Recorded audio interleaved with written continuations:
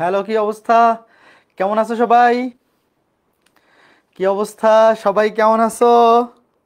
সবাই দ্রুত চলে আসো। আমরা আমাদের আজকে ক্লাস খুব শীঘ্রই শুরু করে দিব এবং আজকে আমরা কণিক অধ্যায়টা কমপ্লিট করে ফেলবো। আমাদের সামান্য একটু বাকি আছে। হ্যাঁ, তোমরা কি সবাই টেনশনে আছো রেজাল্টের জন্য? সবাই আসো, আজকে ক্লাসে যারা থাকবে তাদেরকে দোয়া করে দিব, রেজাল্ট ভালো হয়ে যাবে। আজকে ক্লাস যারা লাইভে করবে তাদের জন্য বিশেষ দোয়া থাকবে, বাকিদের জন্যও দোয়া থাকবে। দোয়া তো সবার জন্যই করি, বাট আজকে ক্লাস যারা লাইভে থাকবে তাদের জন্য স্পেশাল দোয়া, তাদের রেজাল্ট বেশি ভালো হবে। হ্যাঁ, আচ্ছা, ঠিক আছে। হ্যাঁ, আমি ভালো আছি। তোমরা সবাই কেমন আছো? আফরিন, তাসমিন, অমিত্র, শাহজালাল, কৌশিক, সন্দীপন, প্রীতিলতা, ভালো আছি। আব্দুল আল মামুন, তুমি কেমন আছো? পারভেজ, আক্তারুল, আনোয়ার, আমি ভালো আছি। তোমরা সবাই কেমন আছো বলো? টেনশন করার কিছু নাই, যা হওয়ার তো হয়েই যাবে কালকে। টেনশন করার কিছু নাই, ওই একটু উপরওয়ালার নাম নিয়ে আর কি, যদি একটু ওনার সন্তুষ্টি পাওয়া যায়, এছাড়া আর তো কিছু করার নাই। হ্যাঁ, রেজাল্ট যা হওয়ার হয়ে গেছে, এখন আসলে আর টেনশন করে কোনো লাভ নাই। তাও আমাদের যতটুকু হাতে আছে যে উপরওয়ালার কাছে চাওয়া, এছাড়া তো আর কিছু করার নাই আপাতত। তো ঠিক আছে, আশা করি সবার রেজাল্ট মন মতো হবে, ভালো হবে। যতটুকু এক্সপেক্ট করতেছো ওই অনুযায়ী যাতে সবার রেজাল্ট ভালো হয়। এইচএসসি পরীক্ষায় তো সবার রেজাল্টই ভালো হওয়া পসিবল, এটা তো আর প্রতিযোগিতামূলক পরীক্ষা না যে ফার্স্ট একজনই হবে বা সেকেন্ড, মানে জিপিএ 5 একজন পাবে, দুইজন পাবে, এরকম তো ফিক্স করা না। তো আশা করি সবার পরীক্ষায় ভালো হবে। হ্যাঁ, সাউন্ডটা একটু চেক দেন। কেন, সাউন্ড ঠিক আছে না? সাউন্ড ঠিক আছে তো? এই সাউন্ড ঠিক আছে? আমি তো দেখতে পাচ্ছি সাউন্ড ওকে আছে, আমার দিক থেকে সাউন্ড ঠিক আছে। কারো যদি ওয়েব অ্যাপে প্রবলেম হয় তাইলে ফেসবুক থেকে দেখো, বাট আমার দিক থেকে সাউন্ড ঠিক আছে। হ্যাঁ, সৌরভ, দোয়া থাকলো। ঠিক আছে, তো চলো শুরু করি। তার আগে বলো, গত ক্লাসটা করা আছে? গত ক্লাসটা করা আছে কার কার বলো? গত ক্লাসটা করা আছে কার কার? এই যে লেকচার 3, কনিক লেকচার 3, কি কি পড়াইছিলাম মনে আছে? প্রথমে আমরা উপবৃত্ত কমপ্লিট করছিলাম। প্রথমে আমরা উপবৃত্ত কমপ্লিট করেছি। উপবৃত্ত কমপ্লিট করার পরে আমরা অধিবৃত্ত শুরু করেছিলাম। কার কার মনে আছে? উপবৃত্ত কমপ্লিট করে আমরা, আচ্ছা একটু লাস্টে দেখে আসি। উপবৃত্ত কমপ্লিট করে আমরা অধিবৃত্ত শুরু করেছিলাম। এই যে বলছিলাম যে উপবৃত্তের সমীকরণ একটাই, কন্ডিশন থাকে দুইটা, এ গ্রেটার দেন বি। এই কন্ডিশনের জন্য আমরা 22টা সূত্র শিখছিলাম এবং বি গ্রেটার দেন এ, এই কন্ডিশনের জন্য আমরা 22টা সূত্র শিখছিলাম। তারপরে বলছিলাম যে অধিবৃত্তের বেলায় কন্ডিশনের হিসাব নাই, সূত্রই দুইটা আলাদা। দেখো, অধিবৃত্তের বেলায় সূত্রই দুইটা আলাদা, খেয়াল করে দেখো। এই যে একটা সূত্র হচ্ছে x square by S square minus Y square by B square equals to 1, আর একটা y square by B square minus x square by S square equals to 1। তো উপবৃত্তে আমরা যেই সূত্রগুলা শিখছিলাম এ গ্রেটার দেন বি এই কন্ডিশনের জন্য, সেই সূত্রগুলা অধিবৃত্তে এই সূত্রের জন্য প্রযোজ্য হবে, মানে এই সমীকরণের জন্য। এবং বি গ্রেটার দেন এ এই কন্ডিশনের সূত্রগুলা অধিবৃত্তের Y square by B square minus x square by S square equals to 1 এই সূত্রের জন্য প্রযোজ্য হবে। তারপরে আমরা ক্লাসটা ওখানেই শেষ করে দিয়েছিলাম, আশা করি মনে আছে একটুক। ঠিক আছে, তার মানে একটা সূত্র চেঞ্জ ছিল, মনে আছে? এই যে দেখো, অধিবৃত্তের এই সূত্রটা আমি একটু রিমাইন্ড করে দেই। এই যে সমীকরণ, অধিবৃত্তে কিন্তু সমীকরণ দুইটাই আলাদা। প্রথম কথা হচ্ছে উপবৃত্তের বেলায় মাঝখানে থাকে প্লাস, অধিবৃত্তের বেলায় মাঝখানে মাইনাস। মাইনাসের আগে x square by S square থাকলে উপবৃত্তের এ গ্রেটার দেন বি ওই কন্ডিশনের সূত্রগুলো বসাবো, আর মাইনাসের আগে y square by B square থাকলে উপবৃত্তের বি গ্রেটার দেন এ এই কন্ডিশনের সূত্রগুলো বসাবো। শুধু পার্থক্য হবে একটা সূত্র। কোন সূত্রটা? এই কোন সূত্রটা পার্থক্য হবে ভাইয়া? অধিবৃত্তে আমরা সবাই উৎকেন্দ্রিকতার মান গ্রেটার দেন 1, তার মানে SP by PM greater than 1। তার মানে অবশ্যই এখানে এসপি হবে পিএম এর থেকে বড়। এই কথা সত্য। অধিবৃত্তের জন্য প্রথম এমসিকিউ, অধিবৃত্তে উৎকেন্দ্রিকতা 1 এর চাইতে বড়। উৎকেন্দ্রিকতা মানে এসপি বাই পিএম, তাহলে অবশ্যই এসপি হচ্ছে পিএম এর থেকে বড়। এসপি পিএম এর থেকে বড়। তোমরা কি আমার সাথে একমত? একমত। তো দেখো এই যে উৎকেন্দ্রিকতার সূত্রটা, এই সমীকরণ মাঝখানে কি হবে? প্লাস। সবই সেম। উপবৃত্তের বেলায় মাঝখানে ছিল মাইনাস, অধিবৃত্তের বেলায় হবে plus. B square by A square. আর এটার বেলায় কি হবে? ই সমান root over of 1 plus A square by B square. এটাও মনে রাখার একটা টেকনিক আছে। মনে রাখার টেকনিক কি? রুট ওভার অফ 1 প্লাস, যেহেতু অধিবৃত্তের উৎকেন্দ্রিকতা 1 এর চাইতে বড়, অবশ্যই মাঝখানে প্লাস হবে। এবং এইভাবে মনে রাখতে পারো, মাইনাসের পরে যেটা আছে সেটা উপরে বসবে এবং মাইনাসের আগে যেটা আছে সেটা নিচে। পরেরটা আগে, পরে স্কয়ার নিচে, আর নিচে হচ্ছে আগে স্কয়ার। এই দেখো মাইনাসের পরে আছে বি স্কয়ার, তাহলে বি স্কয়ার বসবে উপরে, আর মাইনাসের আগে আছে স্কয়ার, সেটা নিচে বসবে। অথবা তুমি যে এই কন্ডিশন দিও, ওইটা আসলে অতটা ম্যাটার করে না। এই কন্ডিশন দিয়েও মনে রাখা যায় যে এই সূত্রের জন্য উপবৃত্তের এই কন্ডিশনের সূত্র, তাহলে এই কন্ডিশনের জন্য কি 1 plus B square by square. উপবৃত্তের বেলায় মাঝখানে মাইনাস হইতো, অধিবৃত্তের বেলায় প্লাস। অথবা তুমি এভাবেও মনে রাখতে পারো যে রুট ওভার অফ 1 প্লাস পরে স্কয়ার উপরে ডিভাইডেড বাই আগে স্কয়ার। পরেরটা মাইনাসের পরেরটা উপরে থাকবে, আগেরটা নিচে থাকবে। এখানেও সেম দেখা হয় যে মাইনাসের পরে আছে স্কয়ার, তো মাইনাসের পরেরটা উপরে থাকবে, আগেরটা নিচে থাকবে। আরো দুইটা সূত্র আসলে আছে, মনে আছে? উপবৃত্তের বেলায় এ আর বি সমান কি কি ছিল? কার কার মনে আছে? উপবৃত্তের বেলায় একটু মনে করে দেখো। উপবৃত্তের বেলায় এই ছিল root over of A square minus B square, আর বি ছিল root over of B square minus A square. কার কার মনে আছে? হাত তুলে বলো। এই দুইটা সূত্র কার কার মনে আছে? হ্যাঁ, মনে আছে। তো ভাইয়া অধিবৃত্তের বেলা এই যে মাঝখানে দেখো এই সূত্রগুলা কিন্তু উৎকেন্দ্রিকতার সূত্র থেকে আসছে। তো উৎকেন্দ্রিকতায় উপবৃত্তের বেলায় মাইনাস ছিল, এখানে মাইনাস। তো অধিবৃত্তের বেলায় কি হবে বলো তো? অধিবৃত্তের বেলায় দুইটা হয়ে যাবে মাঝখানে প্লাস, অর্থাৎ দুইটাই একই। একটা হবে root over of A square plus B square, আর একটা হবে root over of B square plus A square. তো ভাই মাঝখানে যদি প্লাস থাকে তাহলে দুইটা সেম না? বলো তো, root over of A square plus B square আর root over of B square plus A square, দুটো তো একই। মাঝখানে যখন প্লাস, তখন এ স্কয়ার যোগ বি স্কয়ার যে কথা, বি স্কয়ার যোগ এ স্কয়ার একই কথা। তো অধিবৃত্ত শেষ। এই দুইটা পার্থক্য কার কার মনে থাকবে বলো? উপবৃত্তে দুইটা কন্ডিশন আর অধিবৃত্তে আলাদা দুইটা সমীকরণ। এই সমীকরণে উপবৃত্তের এ গ্রেটার দেন বি এর সূত্রগুলো বসাবো, আর এই সমীকরণে উপবৃত্তের বি গ্রেটার দেন এই সূত্রগুলো বসাবো, এবং শুধু দুইটা সূত্র আলাদা, আর বাকি 22টার মধ্যে 21টা সেম। উৎকেন্দ্রিকতার সূত্রটা আলাদা। তো উৎকেন্দ্রিকতার সূত্র যেহেতু আলাদা, তাহলে এ ই এবং বিই এইটাতেও মাইনাসের জায়গায় প্লাস হয়ে যাবে। শেষ।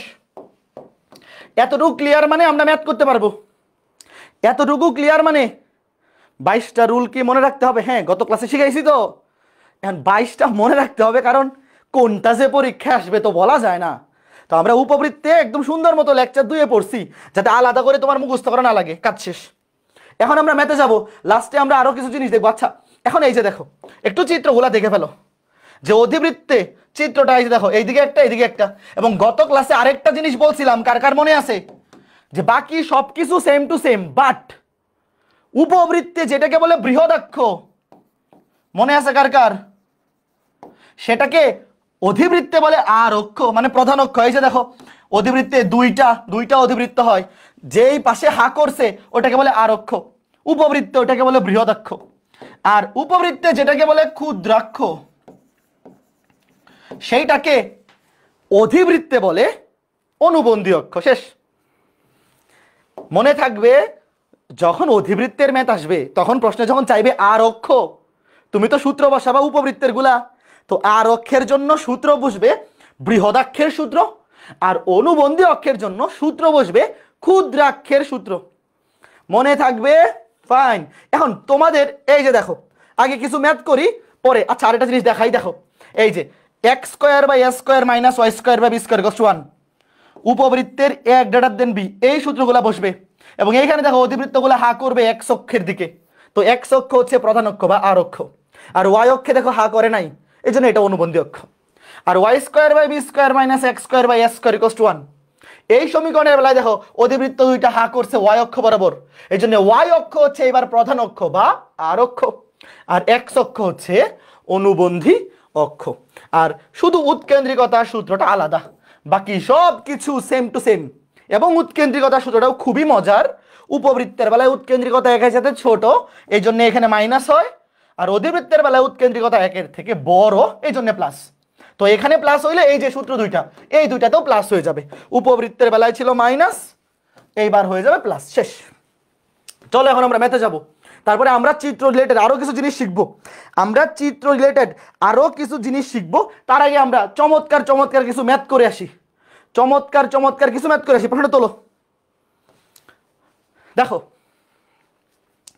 গ্রাফে পরাবৃত্ত এবং অধিবৃত্ত একই রকম লাগে না? একই রকম না, আমি দেখাবো এটা একটু পরে, আগে এমসিকিউ গুলা সলভ করে নেই। অসীম তটের ব্যাখ্যা যখন দেখাবো তখন দেখাবো। পরাবৃত্ত আর অধিবৃত্ত এক জিনিস না। দেখো এই যে অধিবৃত্তটা, বলো তো এখানে উপবৃত্তের কোন কন্ডিশন হবে, এ গ্রেটার দেন বি নাকি বি গ্রেটার দেন এ? ভাই আমি আবার বলতেছি, অধিবৃত্তের কিন্তু কোনো কন্ডিশন নাই। অধিবৃত্তের সমীকরণ দুইটাই আলাদা। যখন x square by S square minus Y square by B square এই ফরম্যাটে থাকে, এই যে x square by S square minus Y square by B square equals to 1, তুমি মনে মনে চিন্তা করে নিবা উপবৃত্তের এ গ্রেটার দেন বি। মনে মনে এটা কোত্থেকে চিন্তা করবো? উপবৃত্ত থেকে। তাহলে উপবৃত্তের এ গ্রেটার দেন বি এর জন্য শীর্ষবিন্দু স্থানাঙ্ক কি? প্লাস মাইনাস এ কমা 0। এই মনে আছে? প্লাস মাইনাস এ কমা 0। তাহলে খেয়াল করে দেখো এখানে এ এর মান কত? 2। এই দেখো এ এর মান 2, এই যে স্কোয়ার 2 মানে স্কোয়ার, তাহলে এ এর মান 2, আর 9 মানে 3 স্কোয়ার মানে বি এর মান 3। দেখো x square by S square minus Y square by B square equals to 1। মাইনাসের আগে যখন x square by S square থাকে তখন a greater than b condition. কেউ আবার ভাইবো না, এই যে অনেকে এই ভুলটা করবে যে ভাই এখানে এ এর মান 2, বি এর মান 3, তাইলে তো বি গ্রেটার দেন এ। না, অধিবৃত্তের বেলায় এ বড় নাকি বি বড় এরকম কোনো কন্ডিশন নাই। ফার্স্ট অফ অল সবাই এই জিনিসটা আগে ক্লিয়ার হও যে ভাই x square by S square মাইনাসের আগে থাকলেই কন্ডিশন কোনটা? A greater than b. এখানে এ বড় নাকি বি বড়, অধিবৃত্তের বেলায় এ বড় নাকি বি বড় এরকম কোনো কন্ডিশন নাই। মাইনাসের আগে এক্স স্কোয়ার আছে মানে এ গ্রেটার দেন বি, এই কন্ডিশনের সূত্র এখানে বসাই দেব। মাইনাসের আগে ওয়াই স্কোয়ার আছে মানে বি গ্রেটার দেন এ, এই কন্ডিশনের সূত্র এখানে বসাই দিব। এই কন্ডিশনগুলো কিন্তু উপবৃত্তের, আমরা উপবৃত্তের ধার করা সূত্রগুলা দিয়ে অধিবৃত্তের ম্যাথ করে ফেলবো, বাট এই কন্ডিশনগুলা কিন্তু অধিবৃত্তের না। কাজেই অধিবৃত্তের ম্যাথ যখন করবা তখন এ এর মান বড় নাকি বি এর মান বড় এগুলা তুমি এখান থেকে দেখবা না। তুমি দেখবা মাইনাসের আগে x square by S square আছে, তার মানে এ গ্রেটার দেন বি, এই সূত্রগুলো বসবে। এখন এ এর মান 2, বি এর মান 3, এটা কোনটা বড় কোনটা ছোট ডাজেন্ট ম্যাটার। তাহলে উত্তর কি? Plus minus 1,0 plus minus 2,0। বলো এই জিনিসটা ক্লিয়ার হয়েছে কিনা? এই জিনিসটা ক্লিয়ার না হলে কিন্তু পরীক্ষায় ম্যাথ করে লাভ নেই, আটকে যাবা। অধিবৃত্তে কোনো কন্ডিশন নাই, x square by S square মাইনাসের আগে থাকলে automatic a greater than B, এই সূত্রগুলা বসবে। এখানে এ এর মান বড় নাকি বি এর মান বড় কিচ্ছু যায় আসে না। আরো কয়েকটা ম্যাথ করি ক্লিয়ার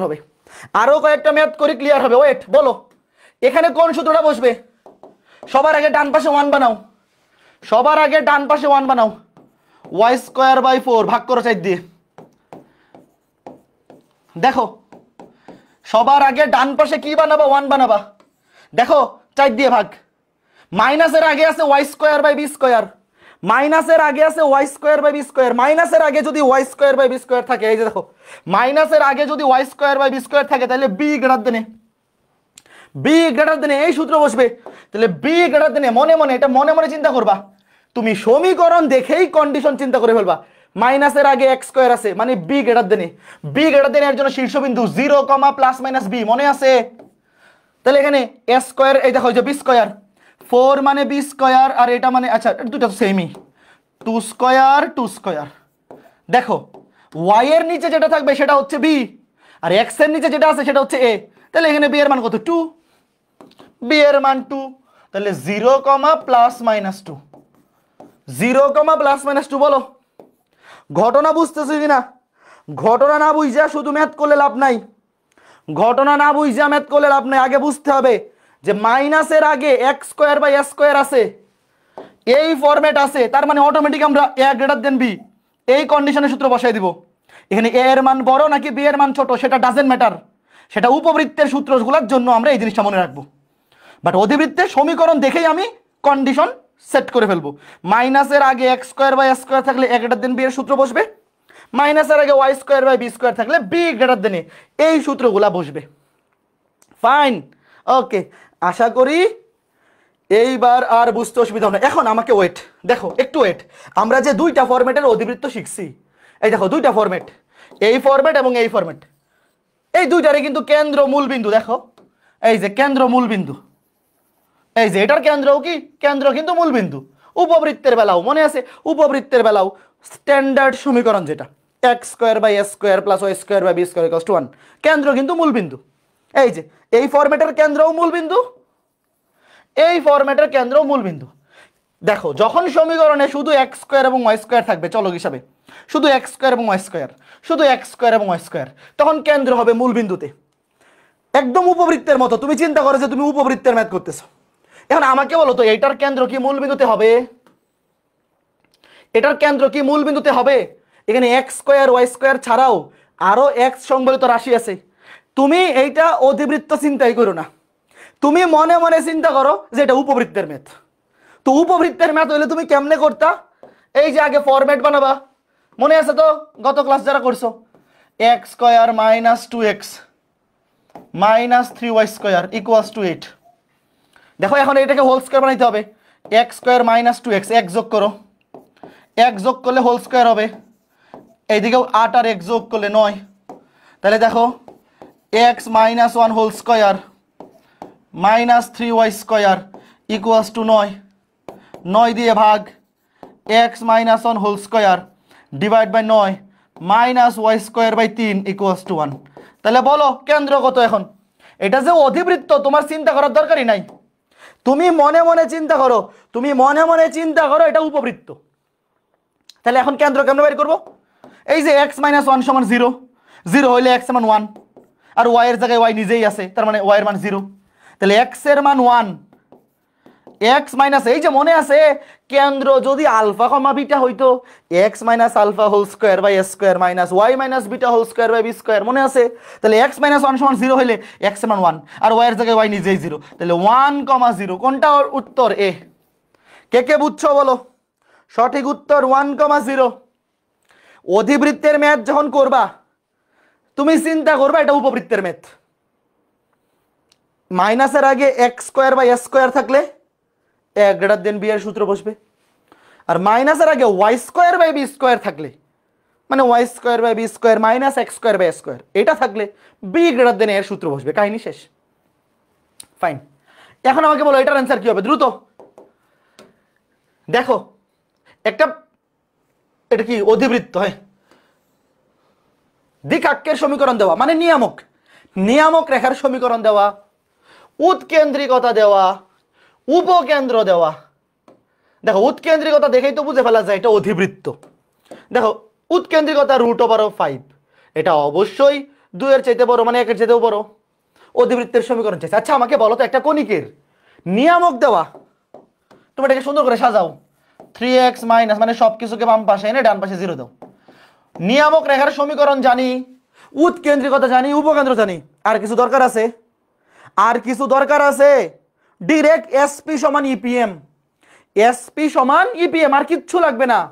এসপি সমান ইপিএম, ডিরেক্ট একবারে স্কয়ার করে বসায় দিব, একবারে স্কয়ার করে বসায় দিব, তাহলে √ওভার দিতে হবে না, তাহলে √ওভার দিতে হবে না, তাহলে SP square x minus 1 whole square plus y, এই যে এটাকে মনে মনে ধরো আলফা কমা বিটা, মনে আছে তো?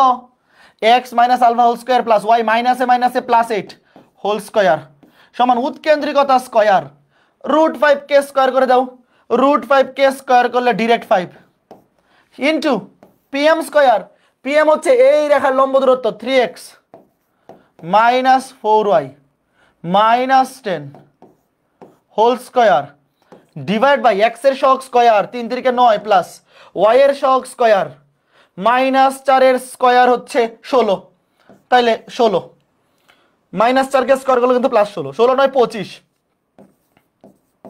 এখানে 5 আর 25 কাটাকাটি করে ফেলি, 5 আর 25 কাটাকাটি করলে এখানে থাকবে 5। আচ্ছা এখন খেয়াল করে দেখো তো, এখানে সঠিক উত্তর বাইর করার জন্য, সঠিক উত্তর বাইর করার জন্য আমার কি পুরোটাকে স্কয়ার করার দরকার আছে? একটা জিনিস খেয়াল করে দেখো, তুমি যদি এই পুরাটাকে স্কয়ার করো অনেক সময় লাগবে না? পুরাটাকে যদি স্কয়ার করো, এরকম ম্যাথ কিন্তু দেখাইছি, অনেক সময় লাগবে। তার চাইতে তুমি একটা জিনিস দেখো, এখানে সবগুলোর ধ্রুবপদ কি আলাদা না? এটা +8, বাম পাশে আনলে -8, এটা 63, এটা 200 -225, এটা 62। সবগুলো সমীকরণের ধ্রুবপদ তো আলাদা, আমরা শুধু ধ্রুবকটা বের করি, কারণ এটা তো রিটেন না, এটা তো এমসিকিউ। দেখো এখানে ধ্রুবক কত হবে, দেখো এই যে এখানে, এখানে তুমি যদি স্কয়ার করো, এটাকে স্কয়ার করলে 1 প্লাস এটাকে যদি স্কয়ার করো 18 64 ইকুয়ালস টু নিচে 5, এটাকে স্কয়ার করলে 10 স্কয়ার 100। কিছু বুঝতেছো? খেয়াল করে দেখো, এই যে এইখানে কত, খেয়াল করে দেখো এইখানে কত, এখানে হচ্ছে 1 কে স্কয়ার করলে 1, 18 স্কয়ার করলে কত 64, আর এখানে কত থাকতেছে, এখানে স্কয়ার করলে কত 100। আচ্ছা এই 5 দিয়ে এদিকে গুণ হবে, এখানে ডাইরেক্ট ভাগ করে দিলে আবার উত্তর মিলবে না, কারণ এখানে এইটাকে আগে 5 দিয়ে এদিকে গুণ করে তারপরে আমার এখানে স্কয়ার করতেছি উপরে 100, নিচেরটা ডাইরেক্ট আগে গুণ করে দিব। দেখো 65 × 5 সমান 100। এইখানে আমার এই যে এটা এটার সাথে গুণ হবে, কাজে ডাইরেক্ট এখানে ভাগ করে দিলে কিন্তু এটা স্কয়ার, নিচেটা ডাইরেক্ট এইভাবে মিলবে না পরে। তাহলে 5 5 6 30, 325, 325 সমান 100, কাটাকাটি করলে দেখো থাকে 225। দেখো 225 একটা অপশনই আছে, এই যে 225 শুধুমাত্র একটা অপশনই আছে। কিছু বুঝছো? তুমি কিন্তু চাইলে পুরোটাকে স্কয়ার করতে পারো, যেটাকে স্কয়ার করে উত্তর মিলাইতে পারো, বাট এখানে ধ্রুবপদ, এটাকে আমি স্কয়ার করবো, এইদিকে এটা দিয়ে আর গুণন করে দিছি, আর গুণন করলে দেখো এখানে 1, আর এখানে কত 18 64 65, 65 গুণ 5। দেখো এখানে কিন্তু 5 দিয়ে ডিরেক্ট এটাকে ভাগ করা যাবে না, কেউ এটা দিয়ে ডিরেক্ট এটাতে ভাগ করো না, কারণ এখানে আরো অনেক পদ আছে, ভাগ করলে তো পুরোটাকে ভাগ করতে হবে, তো আমি ডিরেক্ট এটাকে গুণ করে দিছি। খেয়াল করে দেখো, এই যে এখানে 1 আর 18 64 65, তো 5 দিয়ে পুরোটাকে গুণ, এটাকে গুণ, আর এইদিকে এটাকে স্কয়ার করলে 100 আসবে। তাহলে এই যে দেখো 325 থেকে 100 গেলে 225। বাট কেউ যদি এনে 100কে 5 দিয়ে ভাগ করে দাও তাহলে কিন্তু হবে না, কারণ এখানে আরো অনেকগুলা পদ আছে, অনেকগুলা পদ আছে, ভাগ করলে পুরোটাকে ভাগ করতে হবে, তো পুরোটাকে তো আমি ভাগ করতেছি না, এই জন্য 5 দিয়ে এদিকে আর গুণন। বাট কেউ যদি চাও যে না এটা আসলে ওইভাবেও কঠিন হবে না, তুমি শুধু x² মিলালে তো হয়। দেখো এখন মনে করো যে কারো মাথায় এটা ঢুকলো না, কোনো সমস্যা নাই, আরো সহজ বুদ্ধি আছে। কি সহজ বুদ্ধি? তুমি শুধু x² মিলাও, ধরো তুমি এটা মিলাই না, তুমি শুধু x² মিলাও, দেখো শুধু x² মিলাও। কেমনে মিলাবা? এই যে এখানে স্কয়ার করলে হবে x², এই যে x², আর গুণন আছে 5 দিয়ে, 5 দিয়ে আর গুণন করে দাও 5x²। এই যে এখানে এটাকে স্কয়ার করলে হবে x², 5 দিয়ে আর গুণন করলে 5x², আর এই যে এখানে আছে 3x কে স্কয়ার করলে 9x²। এখন বলো কি থাকে? এই যে 5 দিয়ে কিন্তু এদিকে আর গুণন হবে, x এর উপরে স্কয়ার x², 5 দিয়ে গুণ করলে 5x², আর 3x কে হোল স্কয়ার করলে 9x², কাটাকাটি করলে কি থাকে দেখো, কাটাকাটি করলে থাকে 4x²। এইবার কে কে বুঝছো বলো? আগেরটা যাদের বুঝতে অসুবিধা হচ্ছিল এটা আরো সহজ হইলো না? এইবার বুঝছো কিনা যে ভাই আমার এমসিকিউতে তো পুরাটা বাইর করার দরকার নাই? হ্যাঁ ঠিক আছে, ভেরি গুড, ওকে ওকে ওকে, ঠিক আছে ফাইন। এখন এইটা দেখো, আগে বলো এটা কোন কন্ডিশন, বি গ্রেটার দেন এ নাকি এ গ্রেটার দেন বি? এই কন্ডিশন ঠিকঠাক মতো না ধরলে কিন্তু সর্বনাশ। দেখো y² মাইনাসের আগে আছে, মাইনাসের আগে y², মনে মনে ডিরেক্ট বি গ্রেটার দেন এ। তাহলে এখন আগে ফরম্যাট বানাও, 2 দিয়ে ভাগ, ডান পাশে 1 বানাইতে হবে, ডান পাশে কি বানাইতে হবে 1 মাইনাস x² কিছু নাই মানে 1, 2 এ 2 কাটা, আচ্ছা 1 লিখে রাখি, ইকুয়ালস টু 1, ইকুয়ালস টু কত 1। তাহলে দেখো এই যে 2 মানে হচ্ছে b², 2 মানে b², এটাকে লিখে হবে মনে মনে √2² আর 1 কে লিখেছে 1²। তাহলে এখানে খেয়াল করে দেখো b এর মান কত, এই যে y এর নিচে যেটা আছে এটা হচ্ছে b, আর x এর নিচে যেটা আছে এটা হচ্ছে a। তাহলে b গ্রেটার দেন a, এই কন্ডিশনের জন্য উৎকেন্দ্রিকতার সূত্র কি? এখানে অবশ্যই মাইনাসের জায়গায় প্লাস। দেখো a² + b², এই যে এটার জন্য কিন্তু এই যে মনে মনে চিন্তা করে দেখো, আমরা যখন উপবৃত্তের বেলায় মনে রাখতাম তখন এভাবে মনে রাখতাম, ছোট স্কোয়ার বাই বড় স্কোয়ার, এখানে ছোট হচ্ছে এ, বড় হচ্ছে বি। আর অধিবৃত্তের জন্য মনে রাখতে পারে এভাবে যে মাইনাসের পরে যেটা আছে ওইটা উপরে, আর মাইনাসের আগে যেটা আছে এটা নিচে। দেখো শেষ, root over of 1 plus A square, square করলে 1, আর এটাকে স্কোয়ার করলে 2, তাহলে রুট 3/2, রুট 3/2। সঠিক উত্তর ডি, সঠিক উত্তর রুট 3 ও আচ্ছা আচ্ছা সরি, এই এটা তো পুরোটার মধ্যে রুট থাকবে, সরি সরি সরি, পুরোটার মধ্যে তো রুট থাকবে, তাহলে রুট 3/2 যোগ করলে এটা তো পুরোটা নিচের মধ্যে রুট নাই, দেখছো গোলক ধাঁধা, উত্তর দেখেও গোলক ধাঁধা মনে হয়, এটা তো না, সঠিক উত্তর এইটা। রুট ওভার তো পুরোটার মধ্যেই থাকবে, এই যে পুরোটার মধ্যে রুট থাকবে, হবে 3/2, রুটের মধ্যে 3/2। এইটা দ্রুত সবার পারা উচিত, এটার পোল দিলাম না, এগুলো সবাই পারবা, এটার পোল দিলাম না, দেখি সবাই করো। এটা পোল দেওয়ার মতো কিছু কোনো ম্যাথ না, এটা পোল দেওয়ার মতো কোনো ম্যাথ না, এগুলো সবার পারা উচিত।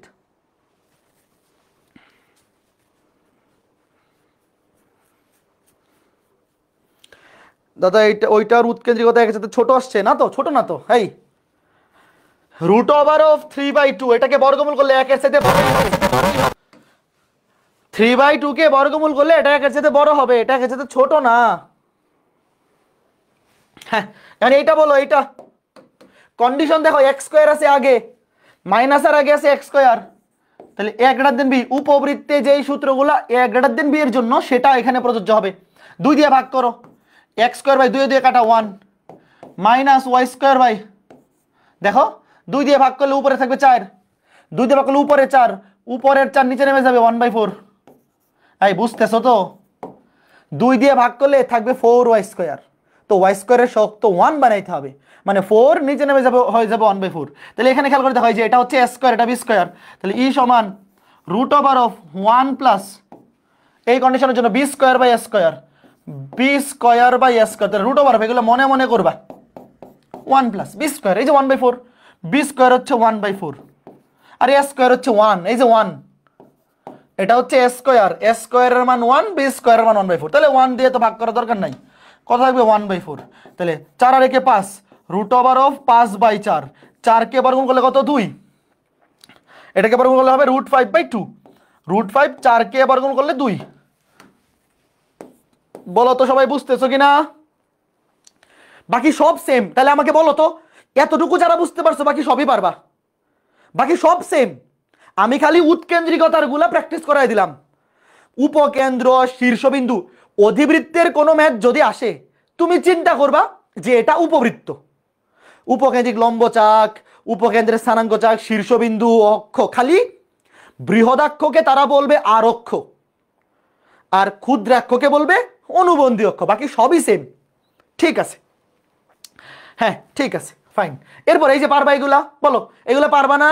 পারবা। দেখো প্রশ্নগুলো একটু দেখো, এই যে আচ্ছা এটা করে দাও, এটা উপকেন্দ্র করি, চলো প্রশ্নটা দেখে বলো কোন কন্ডিশন হবে, প্রশ্ন দেখে এ গ্রেটার দেন বি নাকি বি গ্রেটার দেন এ, বলো দেখেই চিনতে পারতে হবে। অধিবৃত্তে কিন্তু এ এর মান আর বি এর মান দেখে বাইর করা যাবে না, এ গ্রেটার দেন বি নাকি বি গ্রেটার দেন এ, এটা সমীকরণ দেখে বলতে হবে, এ এর মান আর বি এর মান বের করে চেক করা যাবে না, ওটা উপবৃত্তে। এখানে দেখো মাইনাসের আগে আছে, মাইনাসের আগে আছে y square by B square, এটা দেখেই বুঝে বলতে হবে এখানে বি গ্রেটার দেন এ।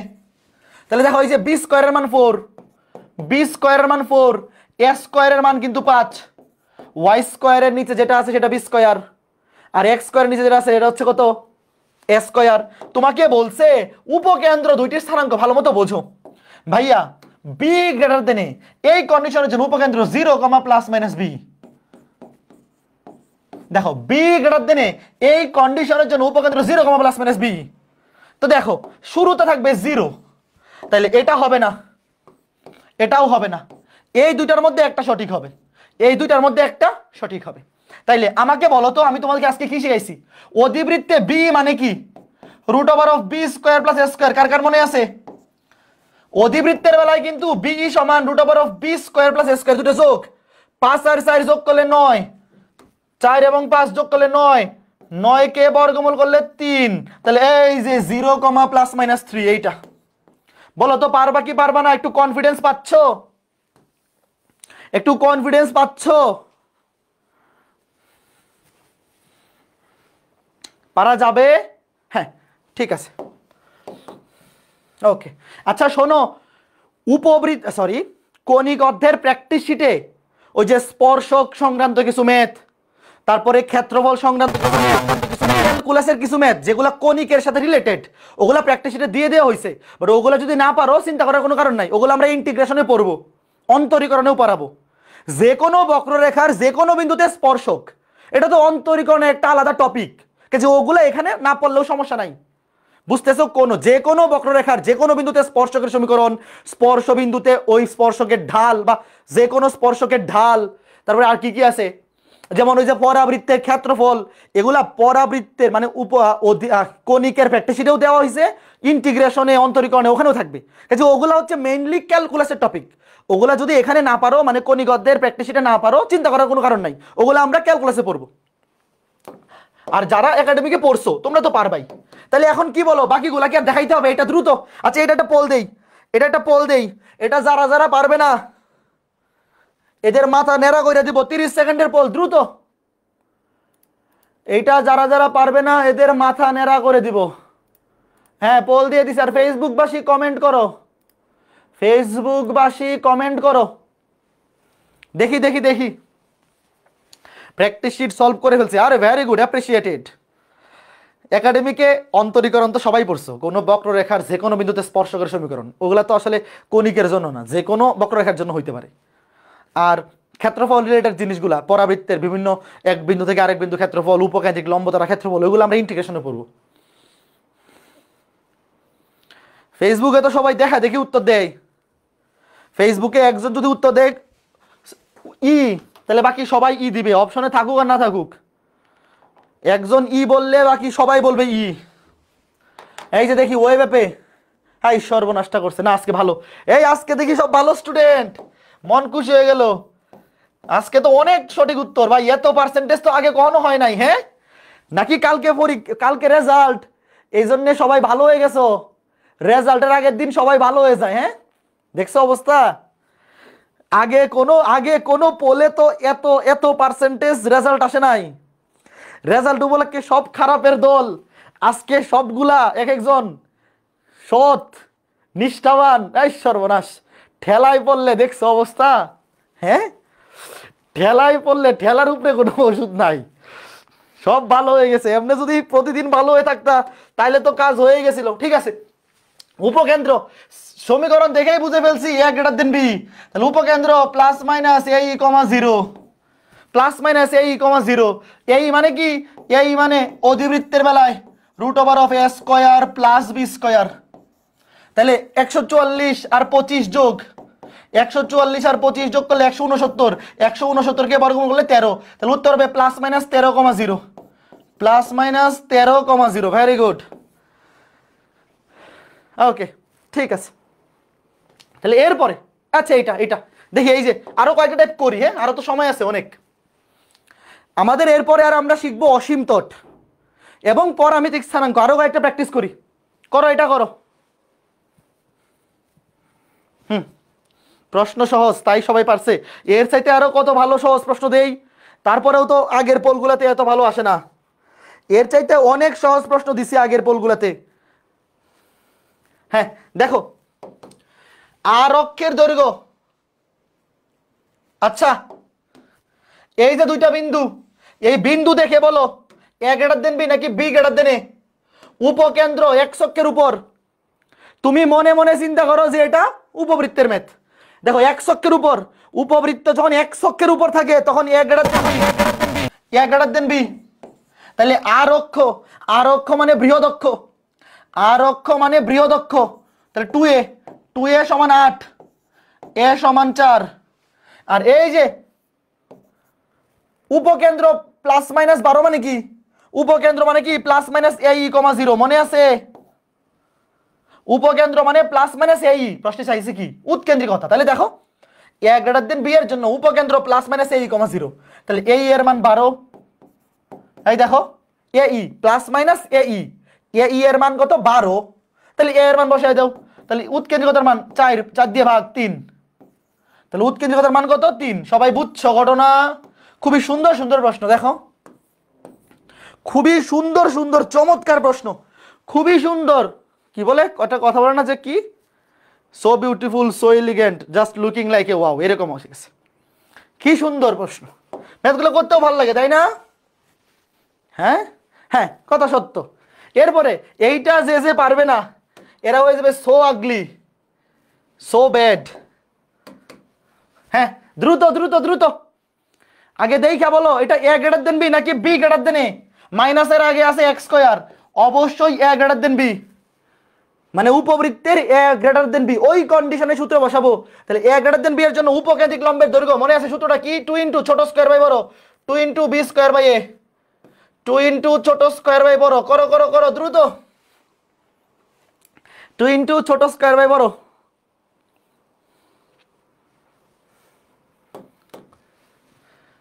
দেখো আগে কি করতে হবে? 2 দিয়ে ভাগ, সবার আগে ডান পাশে 1 বানাইতে হবে। তাহলে 2 দিয়ে ভাগ, 2 দিয়ে ভাগ করলে এখানে থাকবে 4y স্কয়ার, 2 দিয়ে ভাগ করলে 4 থাকবে, 4 নিচে নেমে ভাগ হয়ে যাবে, 4 নিচে নেমে ভাগ হয়ে যাবে। দেখো এই যে 2 দিয়ে ভাগ করছি, x স্কয়ার বাই 2 মাইনাস 8 কে 2 দিয়ে ভাগ করলে উপরে 4 থাকবে, y এর সহগ হবে 4, বাট y এর সহগ তো রাখা যাবে না, নিচে নামাই দিতে হবে। তাহলে এখানে a স্কয়ারের মান হচ্ছে 2 আর b স্কয়ারের মান 1/4। এই যে x square by s square, s স্কয়ারের মান 2, b স্কয়ারের মান 1/4, তাহলে এখানে মান বসায় দাও, 2 ইনটু b স্কয়ার, b স্কয়ারের মান 1/4 আর a এর মান কত? √2। কেউ আবার আবেগে বইরা a এর মান 2 বসায় দিও না, a স্কয়ারের মান 2, তাহলে a এর মান হবে √2। তাহলে কাটাকুটি করো, এনে কত থাকবে খেয়াল করে দেখো, 2, তাহলে 1/2 √2। উত্তর কোনটার সাথে মিলছে? সি, কথা সত্য, ভেরি গুড। তাহলে এই টাইপের প্রশ্ন আসলে পারবা? বলো, এই টাইপের নিয়ামক করি এখন, একটা নিয়ামক, এগুলো বাড়ির কাজ। ও এই যে উপকেন্দ্রিক লম্ব করলাম, এটা উপকেন্দ্রিক লম্ব, এটা উপকেন্দ্রিক লম্ব, এই যে নিয়ামক। হ্যাঁ, এইটা করি, চলো বলো কন্ডিশন কোনটা হবে? মাইনাসের আগে আছে X square by S square, মাইনাসের আগে X square by S square, মানে কন্ডিশন হচ্ছে A greater than B. A greater than B এর জন্য নিয়ামক রেখার সমীকরণ x equals to plus minus A by E, x equals to plus minus A by E. মনে আছে নাকি ভুলে গেছো?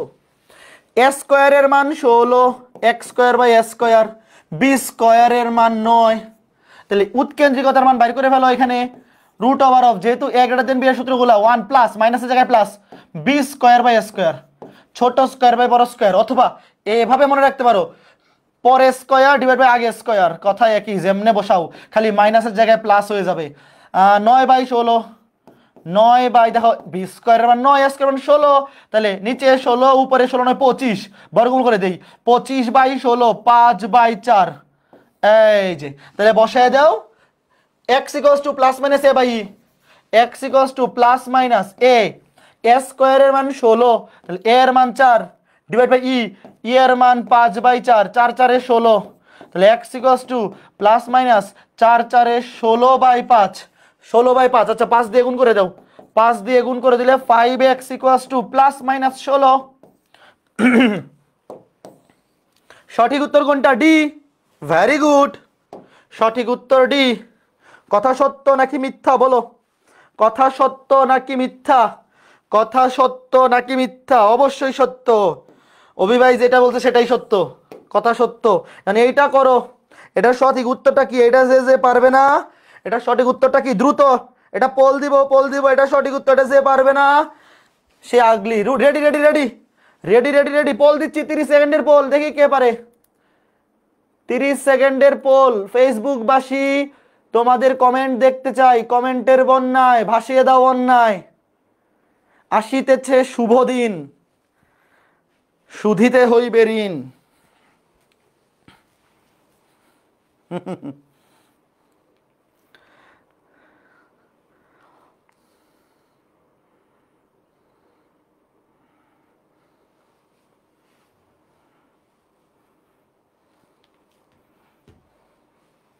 দেখি ওয়েব অ্যাপে কয়জন পারে, ফেসবুকবাসী সবাই উত্তর দিয়েছে। Very good. ইশতিয়াক, আনোয়ার, শামিন, নুরুল।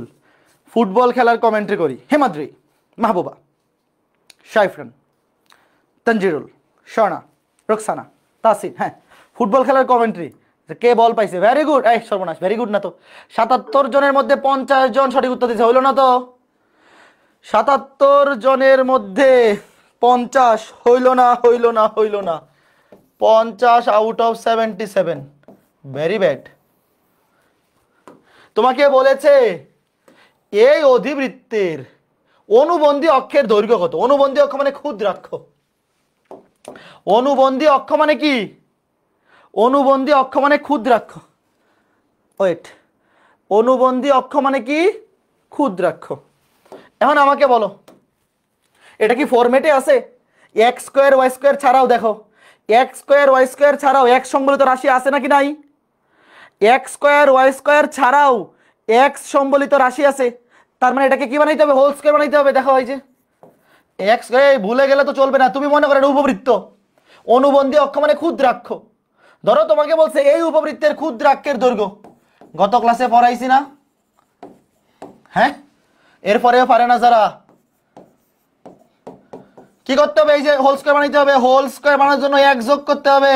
ওই ছোটবেলার পড়া এগুলা, যখন হাফ প্যান্ট পড়তাম তখন এগুলা পড়ছে। এক যোগ, এই পাশে এক যোগ নয়, এই পাশে বাম পাশে এক যোগ, ডান পাশে এক যোগ।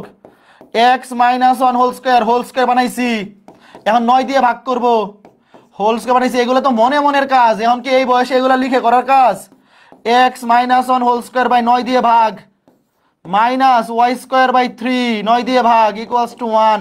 তাহলে এ স্কোয়ারের মান 9, বি স্কোয়ারের মান 3। এ স্কোয়ারের মান 9, বি স্কোয়ারের মান 3। এবং যেহেতু তুমি দেখতে পাচ্ছ মাইনাসের আগে আছে এক্স স্কোয়ার বাই স্কোয়ার, মাইনাসের আগে এক্স স্কোয়ার বাই স্কোয়ার আছে, মাইনাসের আগে যদি এক্স স্কোয়ার বাই স্কোয়ার এই ফরম্যাট থাকে, তাহলে এ greater than B, A greater than B. এই ফরম্যাটে ক্ষুদ্রাক্ষ মানে 2b। মনে আছে? এ গ্রেটার দেন বি। এই যে দেখো মাইনাসের আগে আছে এক্স স্কোয়ার বাই স্কোয়ার, তাহলে এ গ্রেটার দেন বি। এই কন্ডিশন, এই কন্ডিশনে বৃহদাক্ষর 2a, ক্ষুদ্রাক্ষ 2b। তাহলে বি স্কোয়ারের মান 3, বি সমান √3। সুতরাং 2√3,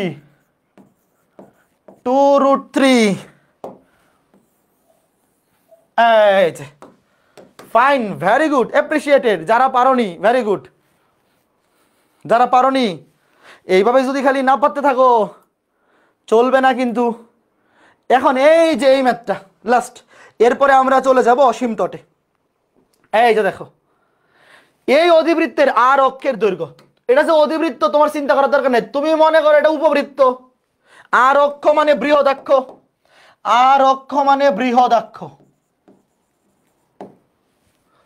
আর অক্ষ মানে বৃহদাক্ষ। তুমি মনে করো এটা উপবৃত্ত, তোমাকে বলছে এই উপবৃত্তের বৃহদাক্ষের দৈর্ঘ্য কত। করো, কি করতে হবে? এটাকে ফরম্যাট বানাইতে হবে। দেখো এখানে আছে এক্স স্কোয়ার ওয়াই স্কোয়ার, আরো আছে এক্স, আরো আছে ওয়াই। তো এটাকে কোন ফরম্যাট বানাইতে হবে? এই যে এই format, X minus alpha whole square by square. উপবৃত্তের বেলায় মাঝখানে হয় প্লাস, অধিবৃত্তের বেলায় মাইনাস আসবে। তাহলে এটা আগে থাকবে নাকি আগে থাকবে আমি জানি না। আমরা এই ফরম্যাট, মনে করো তুমি উপবৃত্তের বাদ করতেছো, ধরো উপবৃত্তের বেলায় তো মাঝখানে প্লাস, এই যে এই ফরম্যাট বানাবা। আর অধিবৃত্তের বেলায় মাঝখানে মাইনাস আসবে। এখন মাইনাসের আগে x square by A square থাকবে নাকি y square by B square থাকবে, সেটা ম্যাথ করার পরে বোঝা যাবে। আগে হোল স্কোয়ার বানাও, অবশ্যই একটা বোঝার বুদ্ধিও আছে। দেখো এক্স স্কোয়ারের সামনে আছে প্লাস, ওয়াই স্কোয়ারের সামনে মাইনাস, এতটুকু দেখেও কিন্তু বোঝে ফেলা যায়। আচ্ছা দেখো তো যে ভাইয়া দেখো এক্স স্কোয়ারের সামনে আছে প্লাস, ওয়াই স্কোয়ারের সামনে মাইনাস, এটা দেখে কি বোঝা যায় না যে এটা এ গ্রেটার দেন বি? মাইনাসের আগে আছে এক্স স্কোয়ার, মাইনাসের পরে আছে ওয়াই স্কোয়ার, তাহলে এটা এ গ্রেটার দেন বি। বৃহদাক্ষের দৈর্ঘ্য হচ্ছে 2a, বৃহদাক্ষের দৈর্ঘ্য কত? 2a। শুধু আমার এ বাইর করতে পারলেই কাজ শেষ। তো কি করবো দেখো, এক্স স্কোয়ার গুলো একসাথে করো, 9x স্কোয়ার মানে এক্স গুলা একসাথে, ওয়াই গুলো একসাথে, ধ্রুবকটা ডান পাশে। দেখো কি করলাম, এই যে খেয়াল করে দেখো, এক্স দুইটা একসাথে, ওয়াই দুটো একসাথে, আর ধ্রুবকটা ডান পাশে। এখন তুমি কমন নেও এবং হোল স্কোয়ার বানাও। 9 কমন নেও, এক্স স্কোয়ার মাইনাস 2x, এবং এটাকে হোল স্কোয়ার বানানোর জন্য যোগ 1, মাইনাস 16 কমন নেও, -16 কমন, ওয়াই স্কোয়ার মাইনাসে মাইনাসে প্লাস 4 16 64, এটাকে হোল স্কোয়ার বানানোর জন্য 4 যোগ ইকুয়ালস টু, দেখো এই যে আগে থেকেই ছিল 199, এখানে যোগ হয়েছে 1, সামনে আছে 9, 9 একে 9, এই পাশেও যোগ হবে 9, এখানে আগে ছিল ওয়াই স্কোয়ার প্লাস 4y, এই যে এখান থেকে -16 কমন নিলে ওয়াই স্কোয়ার প্লাস 4y, এটাকে হোল স্কোয়ার বানানোর জন্য 4 যোগ করতে হবে, হবে y প্লাস 2 হোল স্কোয়ার, তাই না? 4y মানে 2 into y into 2। Okay fine, এখন এখানে কি 4 যোগ হয়েছে? না, সামনে আছে 16, 4 16 64, সামনে বিয়োগ, তার মানে প্লাসে মাইনাসে -64, এই পাশে 64 বিয়োগ হয়েছে, এই পাশেও 64 বিয়োগ করো, কে কে বুঝছো বলো? দেখো এখানে যোগ হয়েছে 1, সামনে আছে 9, 9 একে 9, এইদিকেও যোগ করছি, এখানে যোগ করছি 4, কিন্তু তার সামনে কিন্তু সহগ হচ্ছে -16, তাহলে প্লাসে মাইনাসে -64, -64 কি হয়ে গেছে? -64 বিয়োগ হয়ে গেছে, তাহলে ওইদিকে আমরা কি করে দিলাম? বিয়োগ করে দিলাম। এখন খেয়াল করে দেখো কি আসে, 9x - 1 whole square minus 16y plus 2 whole square equals to কত আছে দেখো? 208, 208 থেকে 64 বিয়োগ করো, 144, দেখো 199 নয়, 208, 208 থেকে 64 বিয়োগ, 208 থেকে 64 বিয়োগ করলে কত থাকে? 144 থাকে। এখন 144 দিয়ে ভাগ করে দাও, 144 দিয়ে ভাগ করে দাও, দেখো 144 দিয়ে ভাগ করলে x - 1 হোল স্কোয়ার, 9 আর 144 কাটাকাটি গেলে থাকে 16, minus y plus 2 whole square, 144 দিয়ে ভাগ করলে থাকে 9 ইকুয়ালস টু 1। তাহলে দেখো a স্কোয়ারের মান 16, b স্কোয়ারের মান 9, তাহলে a এর মান কত? 4, এই যে আমার দরকার হচ্ছে a এর মান, দেখো a স্কোয়ারের মান 16, তাহলে a এর মান 4, তাহলে বৃহদাক্ষের দৈর্ঘ্য 2a সমান 4 দুগুণে 8, 2a সমান 4 দুগুণে 8, কই উত্তর কই? এই যে, কে কে বুঝছো বলো তো? সবাই ঘটনা বুঝছো কিনা? Okay fine fine fine fine. তো আমাকে চাইছে বৃহদক্ষের দৈর্ঘ্য, তুমি আগে এই ফরম্যাট বানাবা, এই ফরম্যাটটা বানাইতে হবে, এই ফরম্যাট না বানাই এই ম্যাথ করা যাবে না, এই ফরম্যাটটা সামহাও আনতে হবে, বেশিক্ষণ লাগবে না, এই ক্যালকুলেশন করতে বেশিক্ষণ লাগবে না, তোমাকে এ এর মানটা বাইর করতেই হবে, এছাড়া ডিরেক্ট করার কোনো সুযোগ নাই। তো এখানে এই যে দেখো, তুমি এই জিনিসটা যদি মনে মনে বুঝতে পারো যে আমার এখানে কিন্তু এই যে এগুলা দরকার না, আমার দরকার হচ্ছে এই সহগগুলা, তো সহগগুলা বোঝার জন্য তোমার এই জিনিসটা বুঝতে হবে, এখানে যোগ করতে হবে 1 মানে 9 একে 9, আর এখানে +4 সামনে 16 মানে -64, তাহলে এই সংখ্যাটা হবে 144, 144 দিয়ে ভাগ করলে এখানে 16 এখানে 9, এই সংখ্যাটা কিন্তু তোমার বুঝতে পারতে হবে যে এই সংখ্যাটা কত আসবে, এই সংখ্যাটা ঠিক মতো না আনতে পারলে কিন্তু ভাগ করলে উত্তর মিলবে না, এটা ডিরেক্ট শর্টকাট নাই, এটা তোমাকে লিখেই করতে হবে, লিখেই করতে হবে। ওকে ফাইন, ঠিক আছে, চলো এখন প্রথম যে কথাটা আসে, আমরা মোটামুটি দেখলাম যে আমরা অধিবৃত্ত পড়তেছি, বাট অধিবৃত্তের 22টা সূত্রের মধ্যে, 22টা সূত্রের মধ্যে 21টা সূত্র উপবৃত্তের সেম টু সেম, শুধু উৎকেন্দ্রিকতার সূত্রটা আলাদা, এবং আলাদা কি কারণে? উপবৃত্তের বেলায় উৎকেন্দ্রিকতার মানে একের চাইতে কম, অধিবৃত্তের বেলায় একের চাইতে বেশি, এই জন্য মাঝখানে মাইনাসের জায়গায় প্লাস, আর কিচ্ছু না। আর অধিবৃত্তের সমীকরণ দুইটাই আলাদা, মাইনাসের আগে x square by s square থাকলে a গ্রেটার দেন b এর সূত্রগুলো বসবে, মাইনাসের আগে y square by b square থাকলে b গ্রেটার দেন a এই সূত্রগুলো বসবে, ঠিক আছে? ওকে ফাইন, এখন আমাকে বলো, এখন ওকে ফাইন, এখন দেখো, আচ্ছা এখন খেয়াল করে দেখো, এটা একটা বেসিক জিনিস আমাদের বুঝতে হবে, এই যে চিত্রটা একটু দেখো, এই যে চিত্রটা দেখো, ওকে ফাইন। আচ্ছা এখন দেখো, একজন বলছে যে আগের ম্যাথটা শর্টকাটটা আছে কিনা, দেখো এটা সব সময় খাটবে না, একজন জিজ্ঞাসা করছে যে এটা কোনো শর্টকাট আছে কিনা, শর্টকাটের একটা বুদ্ধি হচ্ছে যে তুমি এই দুইটা গুণ করে দাও, এই দুইটা গুণ করলে কত আসবে? 144, ডান দিকে এটা, বাট এটা তো সব সময় খাটবে না, এটা নর্মালি এই ম্যাথের জন্য খাটছে, তোমাকে যদি একটু ঘুরে দেয় তাহলে কিন্তু তখন খাটবে না, এটা যেই শর্টকাট সকল ক্ষেত্রে প্রযোজ্য না, ওইভাবে শিখে লাভ নাই, তো তুমি নর্মাল নিয়মে করো, পরীক্ষার হলে যদি একটু ঘুরে দেয়, এই 9 আর 16 তুমি তো চাইলে ওই শর্টকাট ওইভাবে মনে রাখতে পারো যে আর এটা মানে নর্মালি এই জন্য ম্যাথগুলোতে কি হয়, এই 16 আছে এক্স স্কোয়ারের নিচে 9 যায় ক্রিস ক্রস হয়, এই যে 9 যাবে এটার নিচে, দেখো এটার নিচে, আর 16 আসবে এটার নিচে। বাট সব সময় তো এটা খাটে না, এটা সব সময় খাটে না। শুধু শুধু এই শর্টকাট শিখাইলাম, পরে পরীক্ষা হলে ঘুরে দিলে তো তুমি আটকে যাবা, উল্টা পাল্টা তাকায় আসবা। সব সময় এই নিয়ম খাটবে না। তো যেগুলা সব সময় খাটে না এগুলা শিখে লাভ নাই, পরে উল্টা পাল্টা হইলে ঝামেলা। এখন দেখো অধিবৃত্তটা দেখো, চিত্র দেখে কি মনে হচ্ছে, এই যে দেখো x square by S square minus Y square by B square equals to 1। চিত্র দেখে মনে হচ্ছে না যে অধিবৃত্ত আসলে দুইটা উপবৃত্তের মতো, এই পাশে একটা এই পাশে একটা? বলো, চিত্র দেখে মনে হচ্ছে? নর্মালি এখানে তো আসলে চিত্রটা একুরেটলি আঁকা হয়নি। অনেকে যেটা ভাবে যে অধিবৃত্ত মনে হয় দেখতে পরাবৃত্তের মতোই, জাস্ট এই পাশে একটা এই পাশে একটা, বাট আসলে না, আসলে না। কেন? কারণ পরাবৃত্ত দেখতে এরকম কথা সত্য, বাট এখানে যে চিত্রটা আঁকানো হয়েছে এটা আসলে পরাবৃত্তের মতো হয়ে গেছে, এটা অধিবৃত্ত হয়নি। অধিবৃত্তের চিত্র কিরকম? অধিবৃত্তের চিত্র হচ্ছে এইরকম, এই যে একদম সোজা যাইতে থাকবে, সোজা যাইতে যাইতে একদম সরল রেখা হয়ে যাবে। পরাবৃত্ত এবং অধিবৃত্ত চেনার পার্থক্য কি দেখো, আমি আগে তোমাদেরকে এটা দেখাই দেই। পরাবৃত্ত এবং অধিবৃত্তের পার্থক্য, পরাবৃত্ত যে এরকম দেখতে, এই যে এরকম যাইতে যাইতে এক সময় সমান্তরাল রেখা হয়ে যায়, যে এরকম প্রায় সমান্তরাল রেখা হয়ে যায়, এই যে এরকম যাইতেই থাকবে যাইতেই থাকবে, যাইতে যাইতে এক সময় এই যে এরকম সমান্তরাল রেখার মতো হয়ে যাবে, এইদিকে একদম সমান্তরাল রেখার মতো হয়ে যাবে। আর অধিবৃত্ত হচ্ছে এইরকম, এই যে ধরো এখান থেকে দেখলাম যাইতে যাইতে সরল রেখা হয়ে যাবে, এই যে যাইতে যাইতে এক সময় এটা কি সরল রেখার মতো সোজা হয়ে যাবে। পার্থক্য বুঝছো? এটা চাইতে যাইতে একদম সরল রেখার মতো সোজা হয়ে যাবে। ও পরাবৃত্ত, এই যে পরাবৃত্ত এইদিকে বেঁকে এইদিকে সরল রেখা হয়ে যায়, এই যে সোজা এইদিকে যেতে থাকে। আর অধিবৃত্ত দুই দিকে এই যে উৎকেন্দ্রিকতার মান গ্রেটার দেন 1। একটু চিত্র দেখাই তাহলে বুঝতে পারো। ওয়েট, মনে করো একটা পরাবৃত্ত, ধরো ওয়াই স্কোয়ার সমান 8x, ওয়াই স্কোয়ার সমান 8x ধরো, বা 4x, এটা ধরলেই হলো, ধরো 8x। দেখো এই যে পরাবৃত্ত, একটু দেখো যাইতে যাইতে একদম সরল রেখা হয়ে যাচ্ছে না? দেখো তো, ওই যে দেখো যাইতে যাইতে একদম মনে হচ্ছে না যে এক অক্ষের সমান্তরাল রেখা? দেখো পরাবৃত্ত যাইতে যাইতে মনে করো এখানে তো অক্ষরেখা এক অক্ষ, তো দেখে কিন্তু মনে হচ্ছে যে এই পরাবৃত্ত যাইতে যাইতে এক সময় এক অক্ষের সমান্তরাল রেখা হয়ে যাচ্ছে। দেখো এই যে দেখো মনে হচ্ছে না যাইতে যাইতে এক সময় এক অক্ষের সমান্তরাল হয়ে যাচ্ছে? এই দেখো অক্ষরেখার সমান্তরাল হয়ে যাচ্ছে, অক্ষরেখার কি হয়ে যাচ্ছে? সমান্তরাল।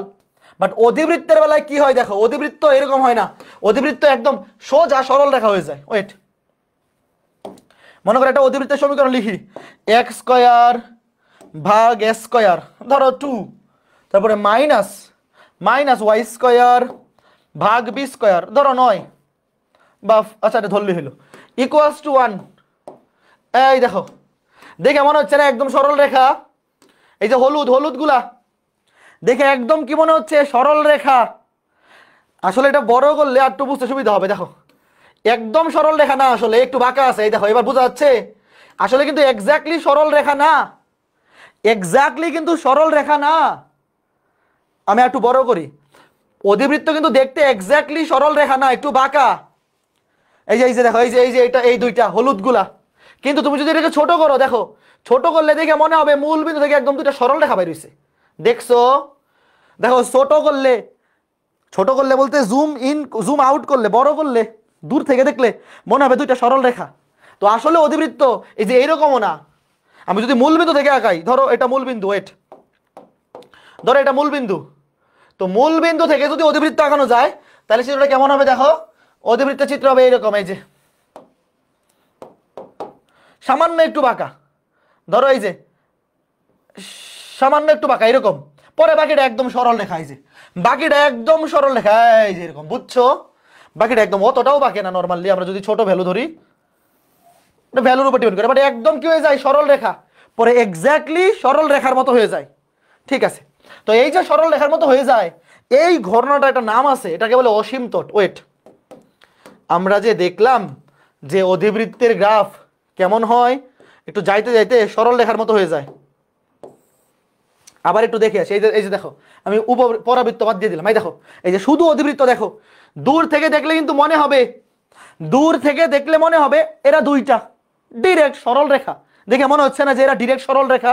আসলে কিন্তু ডিরেক্ট সরল রেখা না। এই দেখো এই যে একদম কেন্দ্রতে কি আছে, কি ব্যাপার, এটা কি হলো, একদম কেন্দ্রতে,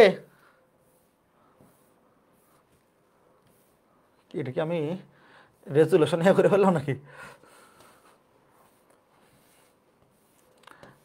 ওয়েট, এটা রেজুলেশনের অবস্থা হয়েছে কেন, একটু ওয়েট, এটা বড় করে দিই, বড় করলেও তো লাভ হবে বলে মনে হচ্ছে না। 100, এটা দিলাম 81, হ্যাঁ এইবার ঠিক আছে। আচ্ছা আর একটু ছোট করি তাহলে, একটু বাক হোক, এটা দিলাম 2। হ্যাঁ এইবার দেখো, এইবার দেখলে বুঝতে সুবিধা হবে। এই দেখো, এইবার তুমি যদি এখানে ভিতরে যাও দেখে মনে হচ্ছে সরল রেখা, আসলে একদম সরল রেখা না, এখানে যদি একটু বাঁকা, এই যে এইবার ক্লিয়ার হবে। বলো তো এইবার একদম একুরেট মনে হচ্ছে কিনা? দূর থেকে দেখলে কিন্তু একদম সরল রেখা মনে হবে, আসলে কিন্তু সরল রেখা না। দূর থেকে দেখে মনে হবে এক্স্যাক্টলি সরল রেখা, কিন্তু আসলে কিন্তু সরল রেখা না। এই যে পরাবৃত্ত আর অধিবৃত্ত দেখতে একরকম না, পরাবৃত্ত বাঁকতে বাঁকতে অক্ষের সমান্তরাল হয়ে যায়, আর এই বেচারা এই যে কোনাকুনি যাইতে থাকবে সরল রেখার মতো যাইতে থাকবে। ঠিক আছে, এখন চলো আমরা দেখি অধিবৃত্ত কেমনে আঁকাইতে হয়। ধরো এটা এক্স অক্ষ, এটা ওয়াই অক্ষ, ধরো আমরা এই অধিবৃত্তটা আঁকাবো, X square by S square minus x square by S square minus Y square by B square equals to 1। Okay fine. দেখো আমরা অধিবৃত্তের চিত্রে দেখলাম যে অধিবৃত্ত এক সময় গিয়ে কি হয়ে যায়, সরল রেখার মতো হয়ে যায়। এক সময় গিয়ে কি হয়ে যায়, এই যে দেখো দূর থেকে দেখলে কি মনে হবে, দুইটা সরল রেখার মতো হয়ে গেছে। এবং মূল বিন্দুগামী, দেখো দূর থেকে দেখলে কি মনে হচ্ছে, একদম মূল বিন্দুগামী দুইটা সরল রেখা মনে হচ্ছে না? মূল বিন্দুগামী দুইটা সরল রেখা মনে হচ্ছে। এই মূল বিন্দুগামী দুইটা সরল রেখার একটা নাম আছে, এদেরকে বলে অসীম তট। দেখো আগে আমি চিত্রটা আঁকা, এই যে মনে করো আমি মূল বিন্দুগামী দুইটা সরল রেখা গেলাম, এই যে মূল বিন্দুগামী দুইটা সরল রেখা আঁকাইলাম, এই দুইটা সরল রেখাকে বলে অধিবৃত্তের অসীম তট রেখা। এখান থেকে কিন্তু প্রচুর এমসিকিউ আসে। মূল বিন্দুগামী দুইটা রেখা, এদেরকে বলে অধিবৃত্তের অসীম তট রেখা। অসীম তট রেখা। এবং আমি যদি এখন এই এটা কেন্দ্র মূল বিন্দু, এখন অধিবৃত্তের চিত্রটা যদি আঁকি, অধিবৃত্তের চিত্রটা কেমন, এইরকম, এই যে এইদিকে একটু বেঁকে যাইতে যাইতে একদম এই রেখার সাথে মিশে যায়, একদম এই রেখার সাথে মনে হয় যে মিশে গেল, একদম এই রেখার সমান্তরাল হয়ে যায়। এই আচ্ছা বাইকা যাচ্ছে, এই যে ধরো দেখছো একদম ডিরেক্ট এই রেখার সমান্তরাল হয়ে যায়। আবার এই যে এদিক দিয়ে এসেও এই রেখার একদম সমান্তরালে চলতে থাকে। এই বুঝছো ঘটনা, এই যে সমান্তরালে চলতে থাকে। এই যে দেখো এই দুইটা রেখাকে বলে অসীম তট রেখা। অসীম তট কেন বলে, কারণ দেখে মনে হচ্ছে যে এই রেখাগুলোর সাথে অসীমে গিয়ে মিলবে, কিন্তু আসলে কখনোই মিলবে না। দেখো এই রেখাগুলোর সাথে কিন্তু অধিবৃত্ত কখনো টাচ করবে না, সমান্তরালে চলতে থাকবে। এই যে এই অধিবৃত্তটা এই রেখার সমান্তরালে একদম লেগে যাবে, মনে হবে যে লেগে গেল রেল লাইনের মতো সারা জীবন চলতেই থাকে সমান্তরালে, একদম কাছাকাছি, বাট কখনোই লেগে যায় না। তো মনে হবে যেন এই অধিবৃত্তটা এই রেখার সাথে অসীমে গিয়ে মিলবে। কোথায় মিলে মিলবে? অসীম। এই জন্য এদেরকে বলে অসীম তট রেখা। আবার এইদিকেও চিত্রটা হবে এরকম, এই যে একদম লেগে গেল কিন্তু লাগবে না, সমান্তরালে চলতে থাকবে। এইদিকেও এই যে লেগে গেল, একদম সমান্তরালে চলতে থাকবে। বুঝছো? কাজে অধিবৃত্ত আর পরাবৃত্ত যে এক জিনিস না, এই জিনিসটা ক্লিয়ার হয়েছে। পরাবৃত্তের চিত্র এইরকম, এই যে এইরকম অক্ষের সমান্তরালে চলতে থাকে, আর অধিবৃত্তের বেলায় অসীম তট রেখার সাথে মিশে যায়, অসীম তট রেখার সাথে মিশে যেতে থাকে। বুঝতে পেরেছো? তো এই দুইটা রেখাকে বলে অসীম তট রেখা। এখন কথা হচ্ছে এই অসীম তট রেখার সমীকরণ কেমন বের করবো। দেখো এই যে রেখাটা মানে অধিবৃত্তটা, অধিবৃত্তের সমীকরণ কি? এক্স স্কোয়ার বাই, আমরা এটা নিয়েছি x square by S square minus Y square by B square equals to 1। এই যে এই অধিবৃত্তটা আঁকাইছি এখানে, ধরো এটা এক্স অক্ষ, এটা ওয়াই অক্ষ। তো এই যে দুইটা রেখা অসীম তট রেখা, এদের তো সমীকরণ আছে না? এই আছে নাকি নাই? এই দুইটা অসীম তট রেখার সমীকরণ কেমনে বের করব? অসীম তট রেখার সমীকরণ বের করে একেবারে দুধ ভাত। কি করবা? এই যে সমীকরণটা আছে, অধিবৃত্তের সমীকরণটা x square by a square minus y square by b square equals to 1, 1 এর জায়গায় 0 বসাই দিবা, ডান পাশের ধ্রুবকের জায়গায় 0 বসাই দিবা, ম্যাথ শেষ। আমাদের এখন কাজ হচ্ছে অসীমতট রেখা দুইটা, এই দুইটা রেখার সমীকরণ বের করা। কেমনে বের করব? এই যে অধিবৃত্তের সমীকরণটা, ডান পাশে যে ধ্রুবকটা আছে 1, এই 1 এর জায়গায় 0 বসাই দিবা। বসাই দিলে কি আসে দেখো, y square by b square equals to x square by a square, y square সমান b square by a square x square, বর্গমূল করে দাও, y সমান plus minus b by a into x। শেষ। মনে আছে সরল রেখা মূল বিন্দুগামী? এই দেখো এগুলো কিন্তু মূল বিন্দুগামী রেখা, অসীমতট রেখা দুইটা মূল বিন্দুগামী। তোমাদের কি মনে আছে মূল বিন্দুগামী রেখার সমীকরণের ফরম্যাট কি? y equals two mx। এই দেখো এই ফরম্যাটে নিয়ে আসছি। এই বুঝছো, মূল বিন্দুগামী সরল রেখার ফরম্যাট হচ্ছে y ইকুয়ালস টু mx। এখানে প্লাস মাইনাস আসছে কেন? কারণ দুইটা হবে, এই যে এই রেখার ঢাল হবে পজিটিভ, এই যে এই রেখাটা, এটার সমীকরণ হবে y equals to b by a, এটা হবে পজিটিভ ঢাল, x অক্ষে ধনাত্মক দিকের সাথে সূক্ষ্মকোণে আছে, এটা পজিটিভ ঢাল, আর এটা হবে নেগেটিভ ঢাল। পরীক্ষায় কোনটা পজিটিভ কোনটা নেগেটিভ ওইরকম চাইবে না, তুমি জাস্ট সমীকরণটা মুখস্থ রাখো, এটা মুখস্থ রাখো যে এই যে ফরম্যাট, এই ফরম্যাটের অসীম তটের সমীকরণ y equals to plus minus b by a into x। ভাইয়া এই অধিবৃত্তটার সমীকরণ যদি এটা হইতো y square by b square minus x square by a square equals to 1, এখান থেকে অসীম তট বের করে দেখো সেম আসবে। অধিবৃত্তগুলো x অক্ষে অবস্থান করুক বা y অক্ষে, অসীম তটের সমীকরণ কিন্তু সেমই। তুমি বিশ্বাস না হলে এই যে 1 এর জায়গায় 0 বসাও, 1 এর জায়গায় 0 বসাও, সমীকরণ তো দুইটা, অধিবৃত্তের সমীকরণ একটা ফরম্যাট এইটা, একটা এইটা, তো যেইটাই হোক না কেন, যেটাই হোক না কেন দুইটার জন্যই অধিবৃত্তের অসীম তটের সমীকরণ সেম।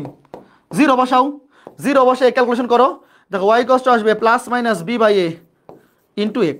বুঝছো, অধিবৃত্তের সমীকরণের ফরম্যাট এটা থাকলেও অসীম তটের সমীকরণ এইটা, y equals to plus minus b by a into x, এটার বেলাও এইটা, এটা মুখস্থ করে ফেলো যে অধিবৃত্তের সমীকরণের ফরম্যাট এটা হোক বা এটা, যেটাই হোক না কেন, অসীম তট y equals to plus minus b by a into x, y equals to plus minus b by a into x, মনে থাকবে y equals to plus minus b by a into x।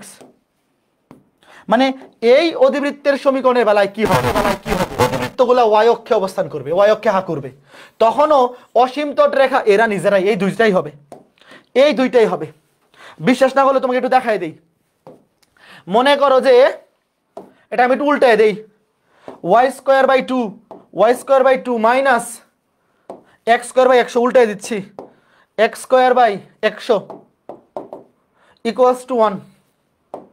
দেখো এই যে দেখো সমীকরণ কি আলাদা আসছে, দেখো আগেরটার উপরেই কিন্তু, এই যে দেখো আমি ঢাইকা দিলাম, দেখো এই যে এটা ঢাইকা দিছি, আগে যেই রেখা ছিল ওটা কিন্তু সেমই আসছে, সেমই আসছে, দেখো একই রেখা, একই রেখা, দেখা যায়, দেখা যায়। এই বুঝছো, x square by a square minus y square by b square equals to 1, আমি উল্টায় দিলাম y square by b square minus x square by a square. দেখো রেখা দুটো কিন্তু একই রেখা, এই যে রেখা, এটা মুছে দিলাম, এই যে সেম, দুইটা একসাথে দিলাম সেম রেখা। ভাইয়া 0 কেন? শোনো, যখন আমরা অসীম তট রেখার সমীকরণ বের করব, অসীম তট রেখার সমীকরণ বের করার, এই যে তুমি তো ডিরেক্ট এই রেখার সমীকরণ বের করতে পারো, বের করলে দেখবা এগুলাই আসে, তো আমাদের এটা শর্টকাট। তুমি যদি এইটার অসীম তটের সমীকরণ বের করো এক্স্যাক্টলি এটাই আসবে, বাট সমীকরণ থেকে, অধিবৃত্তের সমীকরণ থেকে ডিরেক্ট এটা বের করার শর্টকাট হচ্ছে ডান পাশে 1 এর জায়গায় 0 বসাই দেওয়া, ডান পাশে যে ধ্রুবকটা থাকবে সেই ধ্রুবকের জায়গায় 0, কাজ শেষ, 0 কাজ শেষ। তাহলে আমাদের আলাদা করে আর হিসাব করে বের করা লাগলো না। ঠিক আছে, ফাইন, ভেরি গুড। এখন একটা প্রশ্ন যে ভাই এই যে ছোট হাতের এ, ছোট হাতের বি, এদের পরিচয় কি? তোমাদের মনে আছে উপবৃত্তের বেলায় আমরা ছোট হাতের এ, ছোট হাতের বি এদের পরিচয় শিখছিলাম, মনে আছে সূত্রগুলো বের করার জন্য। বাট অধিবৃত্তে এগুলার পরিচয় খুব বেশি কাজে আসবে না, কিন্তু আমাদের শিখে রাখা উচিত। দেখো আমাদের কি রাখা উচিত, শিখে রাখা উচিত। দেখো কি, এই যে দেখো এখান থেকে শীর্ষবিন্দু পর্যন্ত এই দূরত্বটা হচ্ছে ছোট হাতের এ, কেন্দ্র থেকে, এই যে কেন্দ্র থেকে শীর্ষবিন্দু পর্যন্ত এই দূরত্বটা হচ্ছে ছোট হাতের এ। আমরা এই যে এই কন্ডিশনটা দেখতেছি, এই যে এই কন্ডিশনটা, আমরা এই সমীকরণের জন্য কিন্তু চিত্র আঁকাইছি, এই সমীকরণের জন্য। এবং এই যে এই শীর্ষবিন্দুতে তুমি যদি অক্ষের উপর লম্ব আঁকো, শীর্ষবিন্দুতে তুমি যদি অক্ষের উপর লম্ব আঁকো, শীর্ষবিন্দুতে অক্ষের উপর যদি লম্ব আঁকো তাহলে এই শীর্ষবিন্দু থেকে এই অসীমতট রেখার মধ্যবর্তী যে লম্ব দূরত্ব এটা হচ্ছে ছোট হাতের বি। উপরের দিকেও নিচের দিকেও সেম হবে। বুঝছো এ এবং বি এর পরিচয়? বলো কে কে বুঝছো? কেন্দ্র থেকে শীর্ষবিন্দুর দূরত্ব হচ্ছে ছোট হাতের এ। শীর্ষবিন্দুতে যদি তুমি অক্ষের উপর লম্ব আঁকো শীর্ষবিন্দু থেকে সেই লম্বটা এই যে অসীম তট পর্যন্ত যতটুকু অংশ ছেদ করবে এটা হচ্ছে বি। আচ্ছা তাহলে আমাকে বলো তো আমি এখান থেকে কি বলতে পারি? এই যে অ্যাঙ্গেলটা, এই অ্যাঙ্গেলটা যদি থিটা হয়, ধরো এই অ্যাঙ্গেলটা থিটা, আমি কি বলতে পারি না? বলো tan থিটা সমান টেরা লম্বা ভূত, টেরা লম্বা ভূত, লম্ব হচ্ছে বি, ইয়া হচ্ছে ভূমি, লম্ব হচ্ছে বি। এই দেখো tan থিটা সমান এই যে এই ত্রিভুজটা চিন্তা করো, টেরা লম্বা ভূত, লম্ব বাই ভূমি। তাইলে এখান থেকে আমি বলতে পারি কি থিটা, থিটা সমান tan ইনভার্স বি বাই এ। কথা সত্য? তাইলে আমাকে বলো, কেউ যদি তোমাকে প্রশ্ন করে যে অসীম তট দুইটার মধ্যবর্তী অ্যাঙ্গেল কত, কি হবে? উপরের দিকে একটা থিটা, নিচের দিকে আরেকটা থিটা, 2 থিটা হবে না? বলো। ধরো তোমাকে কেউ জিজ্ঞেস করলো যে অসীম তট রেখাদ্বয়ের মধ্যবর্তী অ্যাঙ্গেল কত? উপরের দিকে থিটা, নিচের দিকেও তো থিটাই হবে, কারণ উপরের দিকের ভ্যালু আর নিচের দিকের ভ্যালু তো সেম। তাহলে কি হবে? অসীম তটদ্বয়ের মধ্যবর্তী কোণ হবে 2 থিটা, 2 tan ইনভার্স। এটা একটু মুখস্থ রাখো, যদিও এগুলো দিয়ে প্রশ্ন আসে না, বাট কবে চলে আসে এই যে একটু মুখস্থ রেখে ফেলো যে অসীম তটদ্বয়ের মধ্যবর্তী angle 2 tan inverse b by a. এই 2টা কেন আসছে বুঝছো কে কে? বলো। এগুলা নর্মালি পরীক্ষা এখনো পর্যন্ত তেমন ভাবে দেয় নাই, বাট কখন চলে আসে বলা যায় না। অসীম তটদ্বয়ের মধ্যবর্তী angle 2 tan inverse b by a. এই 2 কেন আসছে? 2 কেন আসছে? কারণ উপরের দিকে থিটা, নিচের দিকে থিটা, এই দুইটা থিটা যোগ করলে এই যে অসীম তটদ্বয়ের মধ্যবর্তী অ্যাঙ্গেল হচ্ছে এই পুরাটা, উপরের দিকে থিটা, নিচের দিকে theta, 2 tan inverse b by a. মনে থাকবে? আচ্ছা এখন খেয়াল করে দেখো, যদি এ আর বি সমান হইতো, মনে করো এখানে এ আর বি এর মান সমান হইতে পারে, সমান হইতে পারে না? আমাকে বলো তো এ এবং বি সমান হইলে, এ সমান যদি বি হয়, এ আর বি যদি সমান হয়, তখন এ আর বি সমান হলে এটা হবে 45, এটা হবে 45, কারণ tan ইনভার্স সমান মানে কি কাটাকাটি 1, tan ইনভার্স 1 মানে 45 ডিগ্রি। দেখো এ আর বি যদি সমান হয় তাহলে বি আর এ কাটাকাটি করবা, কাটাকাটি করলে কাটাকাটি কি হবে 1, tan 45 ডিগ্রির মান 1, তখন থিটা হবে 45 ডিগ্রি। তাহলে অসীম তটদ্বয়ের মধ্যবর্তী অ্যাঙ্গেল কত হবে? অসীম তটদ্বয়ের মধ্যবর্তী অ্যাঙ্গেল হবে 90 ডিগ্রি। এটা কে কে বুঝছো বলো? তার মানে যদি কোনো অধিবৃত্তে, এটা মুখস্থ, যদি কোনো অধিবৃত্তে এ এবং বি সমান হয় তাহলে তোমাকে যদি জিজ্ঞেস করে অসীম তটদ্বয়ের মধ্যবর্তী অ্যাঙ্গেল কত, তুমি বলো 90 ডিগ্রি। বুঝছো কিছু? কি বুঝাইতে চাইতেছি? আমি একদম বুঝাই দিলাম, পরীক্ষা আসলে তুমি মুখস্থ বলে দিবা। একটা জিনিস বুঝে মুখস্থ করা ভালো, বুঝে মুখস্থ করা ভালো, সময় বাঁচবে। পরীক্ষায় আসলে ভার্সিটি ভর্তি পরীক্ষা এটাই দিবে, এমন একটা অধিবৃত্ত দিয়ে দিবে যে অধিবৃত্তের এ এর মান এবং বি এর মান সমান, তোমাকে বলবে অসীম তটদ্বয়ের মধ্যবর্তী অ্যাঙ্গেল কত, উত্তর হচ্ছে 90 ডিগ্রি। যেমন এই যে একটা অধিবৃত্ত, ধরো এই যে একটা অধিবৃত্ত, ধরো x square minus y square equals two 32।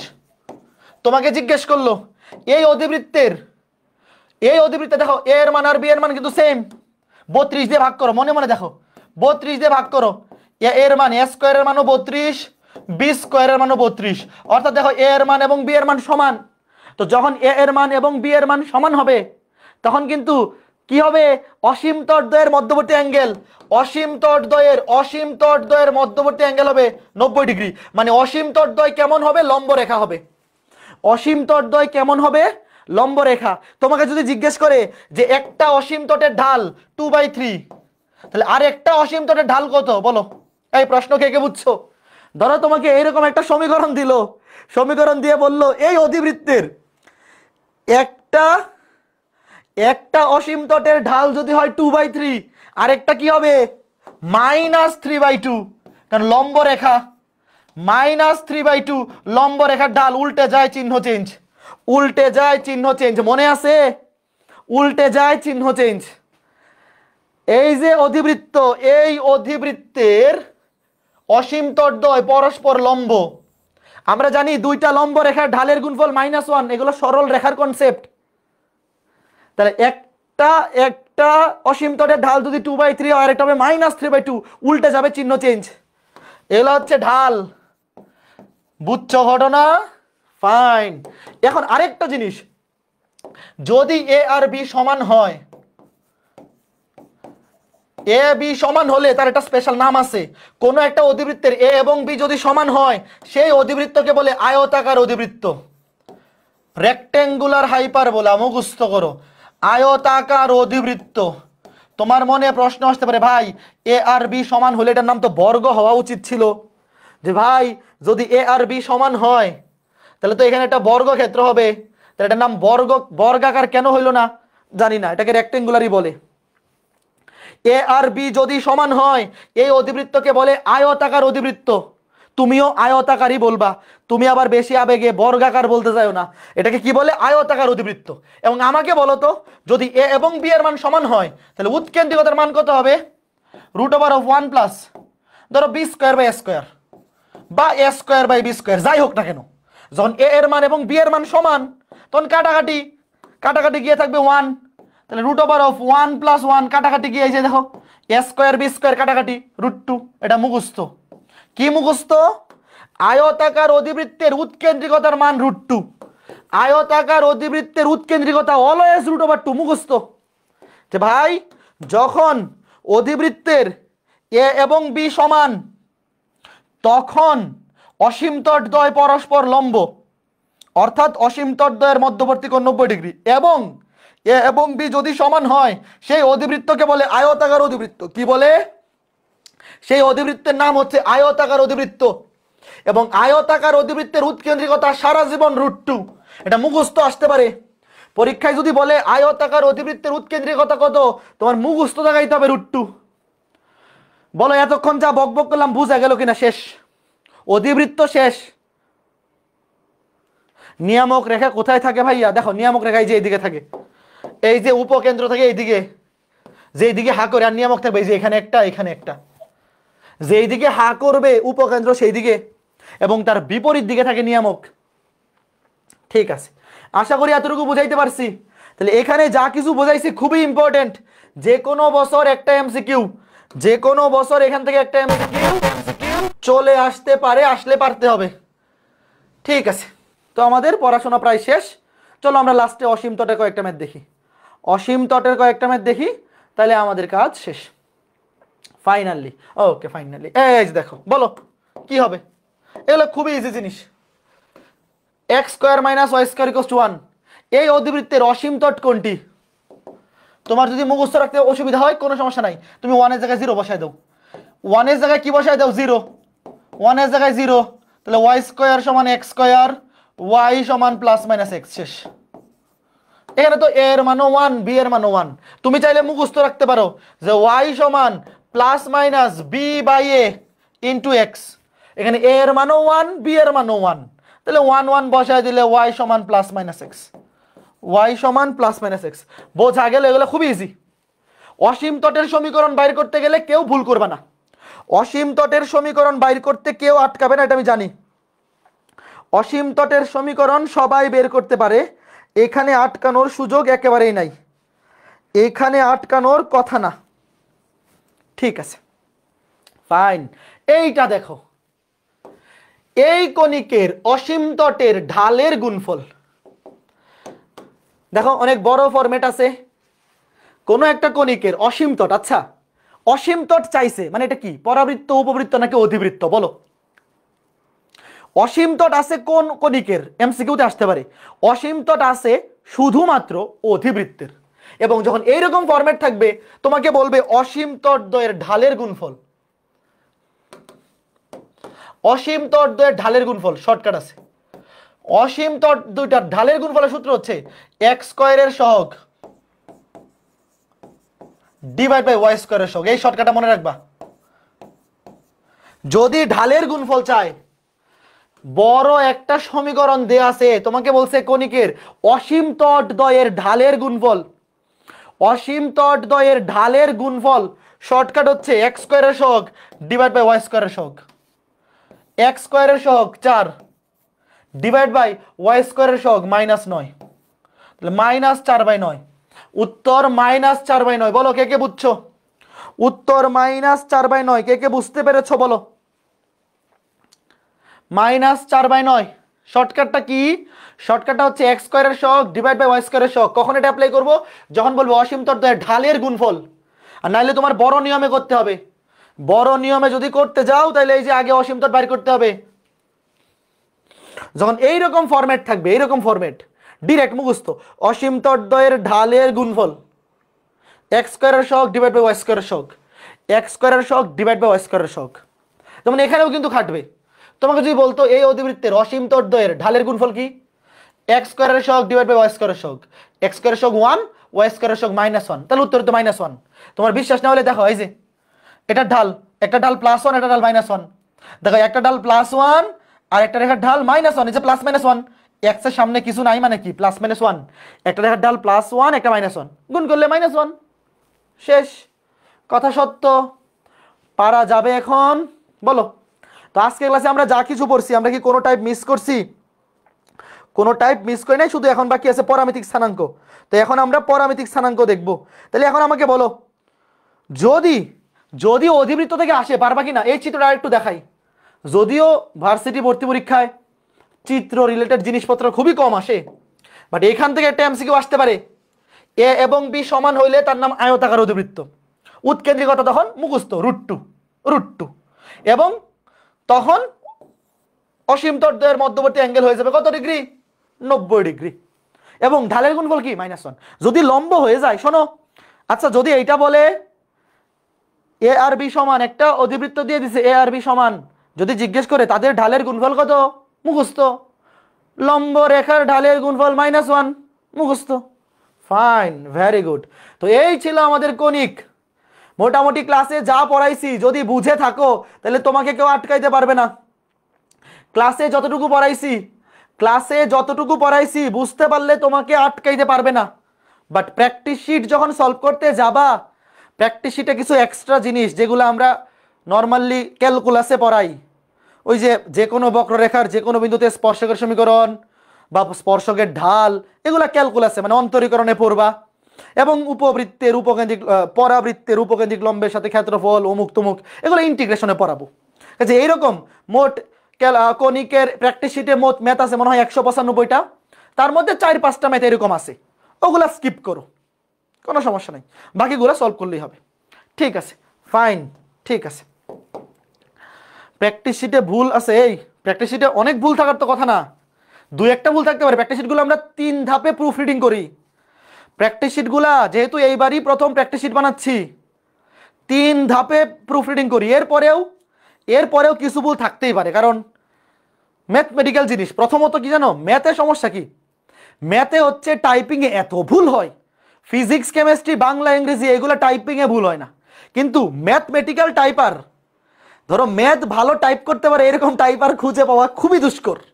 তো ম্যাথে আমাদের অফিসে যারা টাইপার আছে তাদের মধ্যে যারা সবচেয়ে এক্সপার্ট, তারা হায়ার ম্যাথের কাজগুলো করে। এরপরেও প্রচুর ভুল থাকে, মনে করো যে প্রচুর ভুল থাকে। এগুলো প্রুফ রিডিং করতে করতে করতে করতে মিনিমাম ধরো 195টা এমসিকিউ, 195টা এমসিকিউ এর মধ্যে যদি 5টা ম্যাথে ভুল থাকে তাইলে ঠিক আছে, এটা মেনে নিতে হবে। এবং ভর্তি পরীক্ষাতেও কিন্তু ভুল থাকে। ভর্তি এটা কিন্তু শুধু আমাদের প্র্যাকটিস শিটে না, তুমি দেখবা পরীক্ষা দিয়ে বাইরে দেখবা পরীক্ষা যে দিছো ওখানেও দেখবা 100টা এমসিকিউ এর মধ্যে 2-3টাতে ভুল। কাজেই খালি আমাদের দোষ দিয়ে লাভ নাই। আর এইবার প্রথমবার যেহেতু বানানো হচ্ছে, একটু আধটু ভুল থাকবেই, বাট আমরা আমাদের সর্বোচ্চটা দিয়ে চেষ্টা করতেছি ম্যাক্সিমাম প্রুফ রিডিং করে একদম কম্প্যাক্ট সুন্দর জিনিস দেওয়ার। বুঝতেছো? হ্যাঁ, ঠিক আছে। এখন পরামিতিক স্থানাঙ্ক দেখো, পরাবৃত্তের লিখো, পরাবৃত্তের পরামিতিক স্থানাঙ্ক। পরামিতিক স্থানাঙ্ক একবারে টুডস্ত মুখস্থ রাখবা, এগুলা এমসিকিউতে আসলে দেখে উত্তর। পরামিতিক স্থানাঙ্ক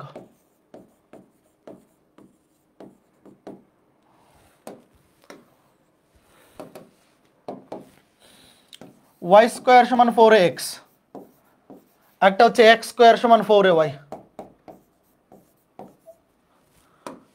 এটার পরামিতিক স্থানাঙ্ক x equals to at square, y equals to 2at, তো এটাকে যদি একটা বিন্দু হিসেবে লিখি এক্স কমা ওয়াই, মানে এট স্কোয়ার কমা 2at, এই যে একটা বিন্দু হিসেবে লিখলাম এক্স কমা ওয়াই। এটা বলে উল্টা, তুমি একটা ভালো করে মুখস্থ করো, আরেকটা এমনি উল্টা। এটা বলে এক্স ইকুয়ালস টু 2at আর Y equals to at square, উল্টা। দেখো এখানে ভুজ কোটি ইন্টারচেঞ্জ হয়ে গেছে, 2at, at স্কোয়ার। তুমি খালি একটা মুখস্থ করো, তুমি জাস্ট এটা মুখস্থ রাখো, এটা যে y square equals to 4x, পরামিতিক স্থানাঙ্ক x equals to at square, y equals to 2at, তাহলে বিন্দুটা কি হবে at স্কোয়ার কমা 2at, এটা উল্টা। at স্কোয়ার এটার চাইতে এটা কি ডিরেক্ট উল্টা। তো বুঝ হয়ে গেছে কোটি, কোটি হয়ে গেছে বুঝ, তাই না? ফাইন, মনে থাকবে, এগুলো মুখস্থ রাখতে হবে। এগুলো এমসিকিউতে প্রচুর আসে, মাঝে অত বেশিও আসে না, মানে অত প্রচুরও না, বাট আসে। যত কমই আসুক আমাদের তো শিখতে হবে। ধরো পরীক্ষা এসে বললো এবার, এখন আমি একটা পরামিতিক স্থানাঙ্ক লিখতেছি, তোমরা বলবা যে এই পরামিতিক স্থানাঙ্কের সমীকরণটা কি হবে? 3t স্কোয়ার কমা 60, বলো 3t স্কোয়ার কমা 60। ধরো পরীক্ষায় দিল 3t স্কোয়ার কমা 60, তোমাকে বললো এই যে একটা পরামিতিক স্থানাঙ্ক, এটার সমীকরণ বের করো। আগে দেখা বলো তো এটা সমীকরণটা এই ফরম্যাট হবে নাকি এই ফরম্যাট হবে, কোনটা হবে? ওয়াই স্কোয়ার সমান 4x এটা নাকি এটা? তোমাকে ধরো এমসিকিউতে বললো যে একটা কণিকের পরামিতিক স্থানাঙ্ক হচ্ছে এরকম 3t স্কোয়ার কমা 60। দেখো এই যে এটার সাথে মিলছে, at square comma 2at, at square comma 2at। তাহলে বলতো এর মান কত? এই আমাকে বলো, এখান থেকে দেখে বলো এর মান কত, এর মান কত, দেখেই তো বোঝা যায় এর মান 3, এর মান কত দেখেই তো বোঝা যায় এর মান 3। তাহলে সমীকরণ কি? ওয়াই স্কোয়ার সমান 3 4 12x, 4 into 3 into x, 3 4 12x। এই বুঝছো? তাহলে সমীকরণ হচ্ছে ওয়াই স্কোয়ার সমান 12x, ওয়াই স্কোয়ার সমান 12x। এখন ধরো পরীক্ষা হলো তুমি ভুলে গেছো, কি ভুলে গেছো? এটা ভুলে গেছো, at স্কোয়ার কমা 2at, এটা ভুলে গেছো। তাহলে এখন কেমনে করবা? এখন বুদ্ধি হচ্ছে, মনে করো তুমি পরীক্ষা হলে ভুলে গেছো যে at স্কোয়ার কমা 2at, এটা মনে নাই, তখন তুমি কি করবা? এই যে স্থানাঙ্কটা দিছে এটাকে x ধরবা, বুঝকে ধরবা x, কোটিকে ধরবা y। এখন মেইন যে সমীকরণ, মেইন সমীকরণের চলক হিসেবে কি থাকে? শুধু xy। মেইন চলক, মেইন সমীকরণে দেখো, মেইন সমীকরণে কি টি থাকে? মেইন সমীকরণে তো টি থাকে না, তাহলে টি কে এলিমিনেট করতে হবে। এলিমিনেট কেমনে করবে? যে এখান থেকে টি বাইর করো, y/6, এখান থেকে টি এর মান এখানে বসাই দাও, শেষ। টি কে এলিমিনেট করতে হবে, একটা থেকে টি এর মান বাইর করে এটাতে বসাই দিবা, বুঝছো? তাহলে দেখো কি আসতেছে, 36, 3 12 36, 12 ওয়াই স্কোয়ার, উপরে ওয়াই স্কোয়ার নিচে কাটাকাটি গিয়ে 12, তাহলে ওয়াই স্কোয়ার সমান 12x। এই বুঝছো? কাজেই যদি পরামিতিক স্থানাঙ্ক পরাবৃত্তের বেলায় মনে নাও থাকে, যদি মনে না থাকে ডিরেক্ট দেখো, যদি এটা মনে থাকে যে at স্কোয়ার কমা 2at, তাহলে তো তুমি দেখেই বুঝে ফেলবা যে এর মান হচ্ছে 3 এবং ফরম্যাট হচ্ছে এটা 3 4 12x। বাট যদি এটা মনে না থাকে তাহলে তুমি ভুজটাকে x ধরবা, কোটিটাকে y ধরবা, তারপর টি যে কোনো একটা থেকে টি বাইর করে এখানে বসিয়ে দিবা, অথবা কেউ চাইলে এখান থেকে টি বাইর করে এখানেও বসাইতে পারে, একটা করলেই হইলো। যে কোনো একটা থেকে টি এর মান বাইর করে একটাতে বসাই দিবা, কাজ শেষ। বুঝছো? শেষ। এরপরে উপবৃত্ত, দেখো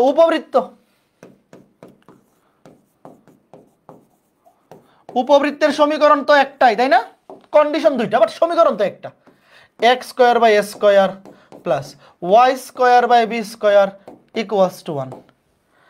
এর কন্ডিশন যাই হোক না কেন, সমীকরণ তো একটাই।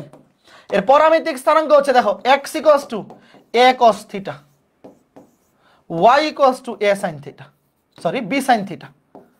X equals to a cos theta, y equals to b sine theta. যদি এটাকে বিন্দু আকারে লিখো, মানে এক্স হচ্ছে ভুজ, ওয়াই হচ্ছে কোটি, a cos theta comma b sine theta, শেষ। A cos theta comma b sine theta. আমাকে বলো তো এই সমীকরণের পরামিতিক স্থানাঙ্ক কি হবে? পরামিতিক স্থানাঙ্ক কি হবে? এ কস থিটা, এ মানে হচ্ছে 3 কস থিটা, বি হচ্ছে 4, কে কে বুঝছো বলো,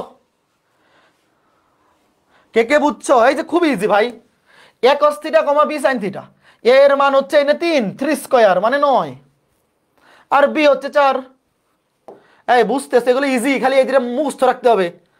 মুখস্থ রাখতে হবে কি, যে উপবৃত্তের বেলায় পরামিতিক স্থানাঙ্ক x equals to a cos theta, x equals to a cos theta, y equals to b sin theta, x equals to a cos theta, x equals to a cos theta, y equals to b sin theta. এতটুকু জিনিস মুখস্থ রাখতে হবে। মনে করো পরীক্ষায় তোমাকে এই বিন্দুটা দিল, ওয়েট, ধরো 5 cos থিটা কমা 2 sin থিটা দিয়ে বললো এটা একটা পরামিতিক স্থানাঙ্ক, এটার মেইন সমীকরণ কি বলো? মেইন সমীকরণ কি? এর মান 5 x square by 5 square plus y square by 2 square equals to 1। এই কে কে বুঝছো? পরীক্ষায় তোমাকে হয় সমীকরণ দিয়ে দিবে, হয় তোমাকে এরকম সমীকরণ দিয়ে বলবে পরামিতিক স্থানাঙ্ক বাইর করো, সমীকরণ থেকে এটা বাইর করতে বলবে, অথবা পরামিতিক স্থানাঙ্ক দিয়ে দিবে, পরামিতিক স্থানাঙ্ক দিয়ে বলবে সমীকরণ বের করো। বুঝছো? এই বুঝা গেছে? এখন মনে করো পরীক্ষা এটা দিয়ে দিল, এই যে এই বিন্দুটা, এখন তোমার কোনো কারণে এটা মনে নাই, ধরো তুমি ভুলে গেছো, ওইটাই তো পারে যে তুমি a cos theta comma b sin theta ভুলে গেছো, তখন কেমনে করবা? বুঝটাকে ধরবা x, বুঝটাকে ধরবা x, আর কোটিটাকে ধরবা y। যদি এগুলো ভুলে যাওয়ার কথা না, যদি ভুলে যাও যে এগুলো তোমার কিছুই মনে নাই, তোমাকে বলছে এটা সমীকরণ বের করো, তুমি কেমনে বের করবা?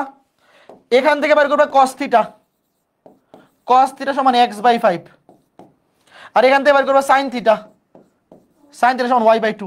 এখন সরকারি সূত্র বসাই দিবা। সরকারি সূত্র কি? সরকারি সূত্র হচ্ছে sin square theta plus cos square theta equals to 1। বুঝছো? এটা হচ্ছে ভুলে গেলে পরে, নরমালি তুমি ডিরেক্ট এখান থেকে এটা উত্তর 10 সেকেন্ড, যদি ভুলে যাও তাহলে এইভাবে করবা যে cos থিটার মান x বাই 5, sin থিটার মান y বাই 2, তাহলে সরকারি সূত্র, সরকারি সূত্র করলে কি y স্কয়ার বাই 4, আচ্ছা x টাকে আগে লিখি, শুধু দেখা যাবে, তাহলে এটাকে স্কয়ার করলে x স্কয়ার বাই 5 স্কয়ার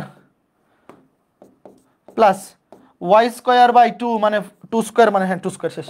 বুঝছো? তো যদি তোমাকে স্থানাঙ্ক থেকে, পরামিতিক স্থানাঙ্ক থেকে সমীকরণ বাইর করতে বলে, তাইলে এখান থেকে cos থিটা আর sin থিটা বাইর করবা। আগে ভুজটাকে ধরবা x, পরামিতিক স্থানাঙ্কের ভুজকে ধরবা x, কোটিকে ধরবা y, সেখান থেকে cos থিটা sin থিটা বাইর করে বসিয়ে দিবা, কাজ শেষ।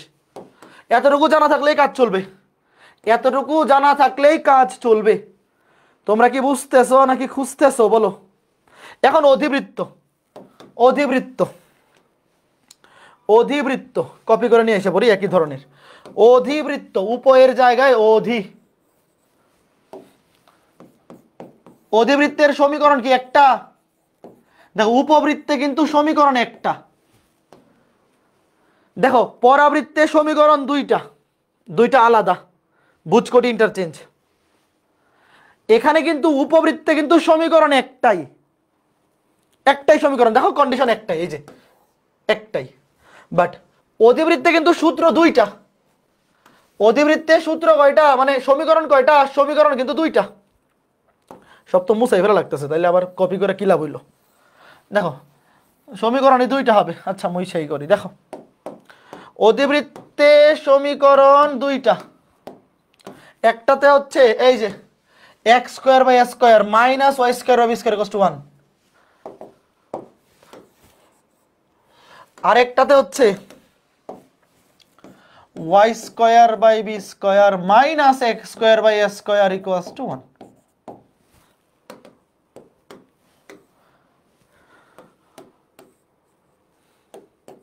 তো দেখো এই সমীকরণের পরামিতিক স্থানাঙ্ক হচ্ছে x equals to a sec theta আর y equals to b tan theta, a sec b tan, আর এটার বেলায় sec tan উল্টে যাবে, a আর b কিন্তু সেম থাকবে। কেন? দেখো এখানে x এর সাথে আছে a, y এর সাথে b, এখানেও কিন্তু x এর সাথে আছে a, y এর সাথে b, তাহলে a কিন্তু x এর সাথেই থাকবে আর b থাকবে y এর সাথে, tan আর sec উল্টে যাবে, tan এবং sec উল্টে যাবে। এই দেখো x equals to a sec theta, y equals to b tan theta, x এর সাথে a, y এর সাথে b, আর এখানে a আর b কিন্তু সেম থাকবে। দেখো x এর সাথে a, ওয়াই এর সাথে বি, এরা কিন্তু ঠিক আছে, শুধু সেকের জায়গায় আসবে টেন, টেনের জায়গায় সেক, কাজ শেষ। তাহলে আমাকে বলো, আচ্ছা এখন আমাকে বলো, যদি তোমাকে বলে এই অধিবৃত্তের x square by 9 minus Y square by 16 equals to 1, এই অধিবৃত্তের পরামিতিক স্থানাঙ্ক কি হবে? তুমি বিন্দু আকারে লিখলে কি হবে? এটাকে দাঁড়াও লিখে দিই, এটাকে বিন্দু আকারে লিখলে হবে এস এক theta comma x comma y b tan theta, আর এটাকে বিন্দু আকারে লিখলে হবে a tan theta comma b sec theta. এখন আমাকে বলো এই অধিবৃত্তের পরামিতিক স্থানাঙ্ক কি হবে? এ এর মান 3, বি এর মান 4, X square by A square আগে আছে, তাহলে প্রথমে সেক পরে টেন, দেখে বলা যায় 3 সেক থিটা, এলা মুখস্থ রাখবা, তাইলে 5 সেকেন্ডে অ্যান্সার করে ফেলতে পারবা। কেমনে? এ এর মান 3, এ সেক থিটা, বি এর মান 4, 10 থিটা। বুঝছো? এই যে এই বিন্দুর পরামিতিক স্থানাঙ্ক। আর যদি এই যে এই অধিবৃত্তের পরামিতিক স্থানাঙ্ক যদি এই ফরম্যাট থাকে Y square by 4 minus x square by 25 equals to 1, তাইলে পরামিতিক স্থানাঙ্ক কি হবে বলো? এখানে বি এর মান খেয়াল করে দেখো, বি এর মান 2, এর মান কত? 5, তাহলে এ মানে 5, এই যে এ টেন থিটা, 5 এর সাথে টেন থিটা, আর ওয়াই স্কোয়ারের নিচে বি স্কোয়ার মানে 2, বি এর মান 2, B sec theta 2 sec theta. বলো তো বুঝছো নাকি? বুঝতেছো নাকি খুঁজতেছো? বলো। এতটুকুই এনাফ, এতটুকুই এনাফ। যা কিছু পড়াইছি এতটুকু বুঝতে পারলে বাকি সব নিজেরাই পারবা, খালি বাসায় প্র্যাকটিস করতে হবে। এখানে এস এক থিটা এর মান 3, বি এখানে এ এর মান 5। এই দেখো, এই শোনো, বিন্দু লেখার সময় কিন্তু অবশ্যই আগে বুঝ তারপরে কোটি। কেউ আবার অতি আবেগে দেখো, ওয়েট, এখানে Y square by B square আগে আছে, তার মানে এই না যেখানে বি আগে চলে আসবে। শোনো ভালো মতো শোনো, অনেকে ভুল করে কিন্তু, Y square by B square আগে আছে তার মানে কি বিন্দুর বেলায় কি ভুজ পরে বসবে? কোনোদিন বিন্দুর বেলায় কি কোটি আগে বসে? আগে বসে না। বসানোর সময় কিন্তু ওই যে ভুজ আগে কোটি পরে, উল্টা পাল্টা করবে না, উল্টা পাল্টা করলে কিন্তু জামিন নাই, সর্বনাশ হয়ে যাবে, সর্বনাশ হয়ে যাবে। আচ্ছা এখান থেকেও মনে করো পরীক্ষায় দেওয়া আছে এটা 4 sec থিটা কমা 7 tan থিটা, এটা পরামিতিক স্থানাঙ্ক, তোমাকে বলছে সমীকরণ বের করো। তো তোমার যদি এই জিনিসটা মনে থাকে যে এস এক theta comma B tan theta এটা হচ্ছে x square by S square minus Y square by B square equals to 1, তাহলে তো তুমি ডিরেক্ট লিখতে পারবা। তাহলে ডিরেক্ট লিখতে পারবা যে এ এর মান 4, বি এর মান 7, সমীকরণ X square by 4 square minus Y square by 7 square equals to 1, right? তুমি ডিরেক্ট লিখবা X square by S square minus Y square by B square equals to 1। কিন্তু ধরো তোমার এইটা মনে নাই পরীক্ষার হলে, ধরো পরীক্ষার হলে তোমার এই যে এই বিন্দুর কথা মনে নাই থাকতে পারে, তখন কি করবা? সরকারি সূত্র কি করবা? এই যে এক্স ইকুয়ালস টু ধরবা 4 sec থিটা, আর ওয়াই ইকুয়ালস টু ধরবা 7 tan থিটা। এখন এখান থেকে সরকারি সূত্র বসাবা। সরকারি সূত্র কি? আগে sec থিটা tan থিটা বাইর করো, বুঝকে ধরবা এক্স, sec থিটা আসতেছে এক্স বাই 4, কোটিকে ধরবা ওয়াই, tan থিটা আসতেছে ওয়াই বাই 7। তাহলে এখন এই দুইটা মিলে সরকারি সূত্র, এই দুইটা মিলে সরকারি সূত্র কি? sec square theta minus tan square theta. মনে আছে আমরা জানি sec স্কয়ার থিটা, ওই যে 9 10 এর তিনটা সরকারি সূত্র ছিল, সেই তিনটার একটা হচ্ছে এইটা।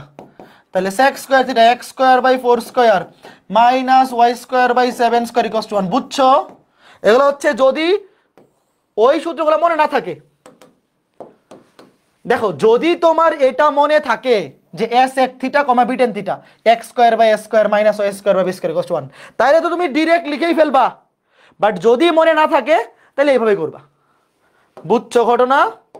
আর যদি এরকম থাকে বিন্দুটা, দাঁড়াও এটাকে ওইদিকে নিয়ে যাই।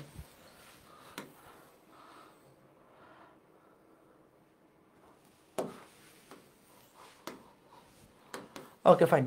তো যদি বিন্দুটা এরকম থাকে, এই যে এটা থাকে, সমস্যা নাই, তুমি সূত্র ওটাই বসাবা, কোনো সমস্যা নাই। দেখো এ টেন থিটা, মনে করো একটা বিন্দু দিছে এরকম a tan theta comma b sec theta. এইবার কি হবে করো, আমি এটাকে সাজাই। এবার কি হবে করো, যদি তোমার সূত্র মনে থাকে, সূত্র যদি মনে থাকে যে এস এক theta comma B tan theta, এরকম হলে ডিরেক্ট এটা X square by S square minus Y square by B square equals to 1, তাহলে তো তুমি ডিরেক্ট উত্তর লিখে ফেলবা। আর যদি মনে না থাকে তখন এই সরকারি সূত্র দিয়ে করবা।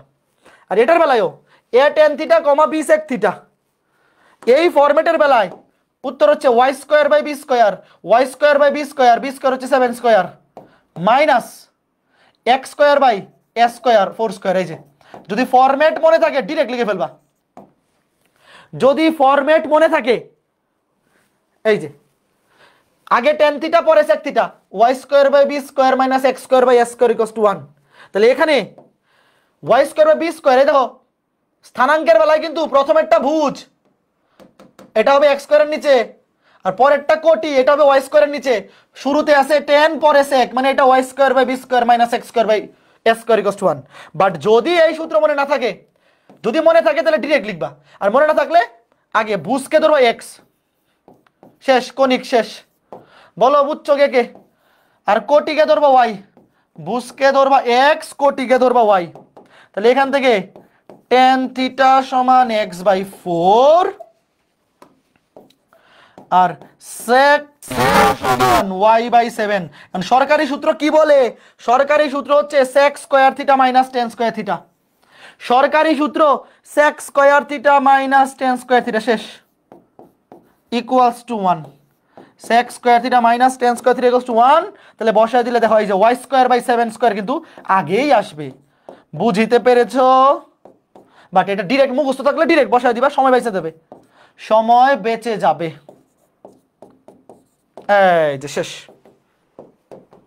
তো এরই মাধ্যমে আমাদের কণিক ভীতি দূর হইল, এরই মাধ্যমে আমাদের কণিক ভীতি দূর হইল। বলো পরীক্ষা আসলে পারবা কিনা? যেমন এই যে এমসিকিউটা, বলো উত্তর কি হবে? ডিরেক্ট দেখে বলো দেখি কয়জন পারে। এই এমসিকিউটা ডিরেক্ট দেখে বলো, ডিরেক্ট দেখে বলো কে পারে, ডিরেক্ট দেখে বলো কে পারে। এস এক theta comma B tan theta, আগে আছে সেক পরে আছে টেন, তার মানে X square by S square minus Y square by square, X square by 4 square, X square by 4 square minus এটা অধিবৃত্ত হবে এক্স স্কোয়ার বাই 4 স্কোয়ার, এই যে এটা minus Y square by C. Very good. বলো তো সবাই বুঝতে পেরেছো কিনা? সবাই বুঝতে পারলে আমরা আজকে ক্লাসে সাফল্যমণ্ডিত হয়েছি, আজকে ক্লাসে আমরা সাফল্যমণ্ডিত হয়েছি। এটা বলো তো x equals to a tan theta, y equals to b sec theta, এই যে আবার ঘটনা সেম। এই এই এনে তো উল্টা আছে, উল্টা আগে 10 পরে sec, তাহলে এটা হবে y square by b square, b এর মান 2, y square by 4 minus x square by 9, কই এই যে y square by minus x square by 9, এই যে সঠিক উত্তর বি।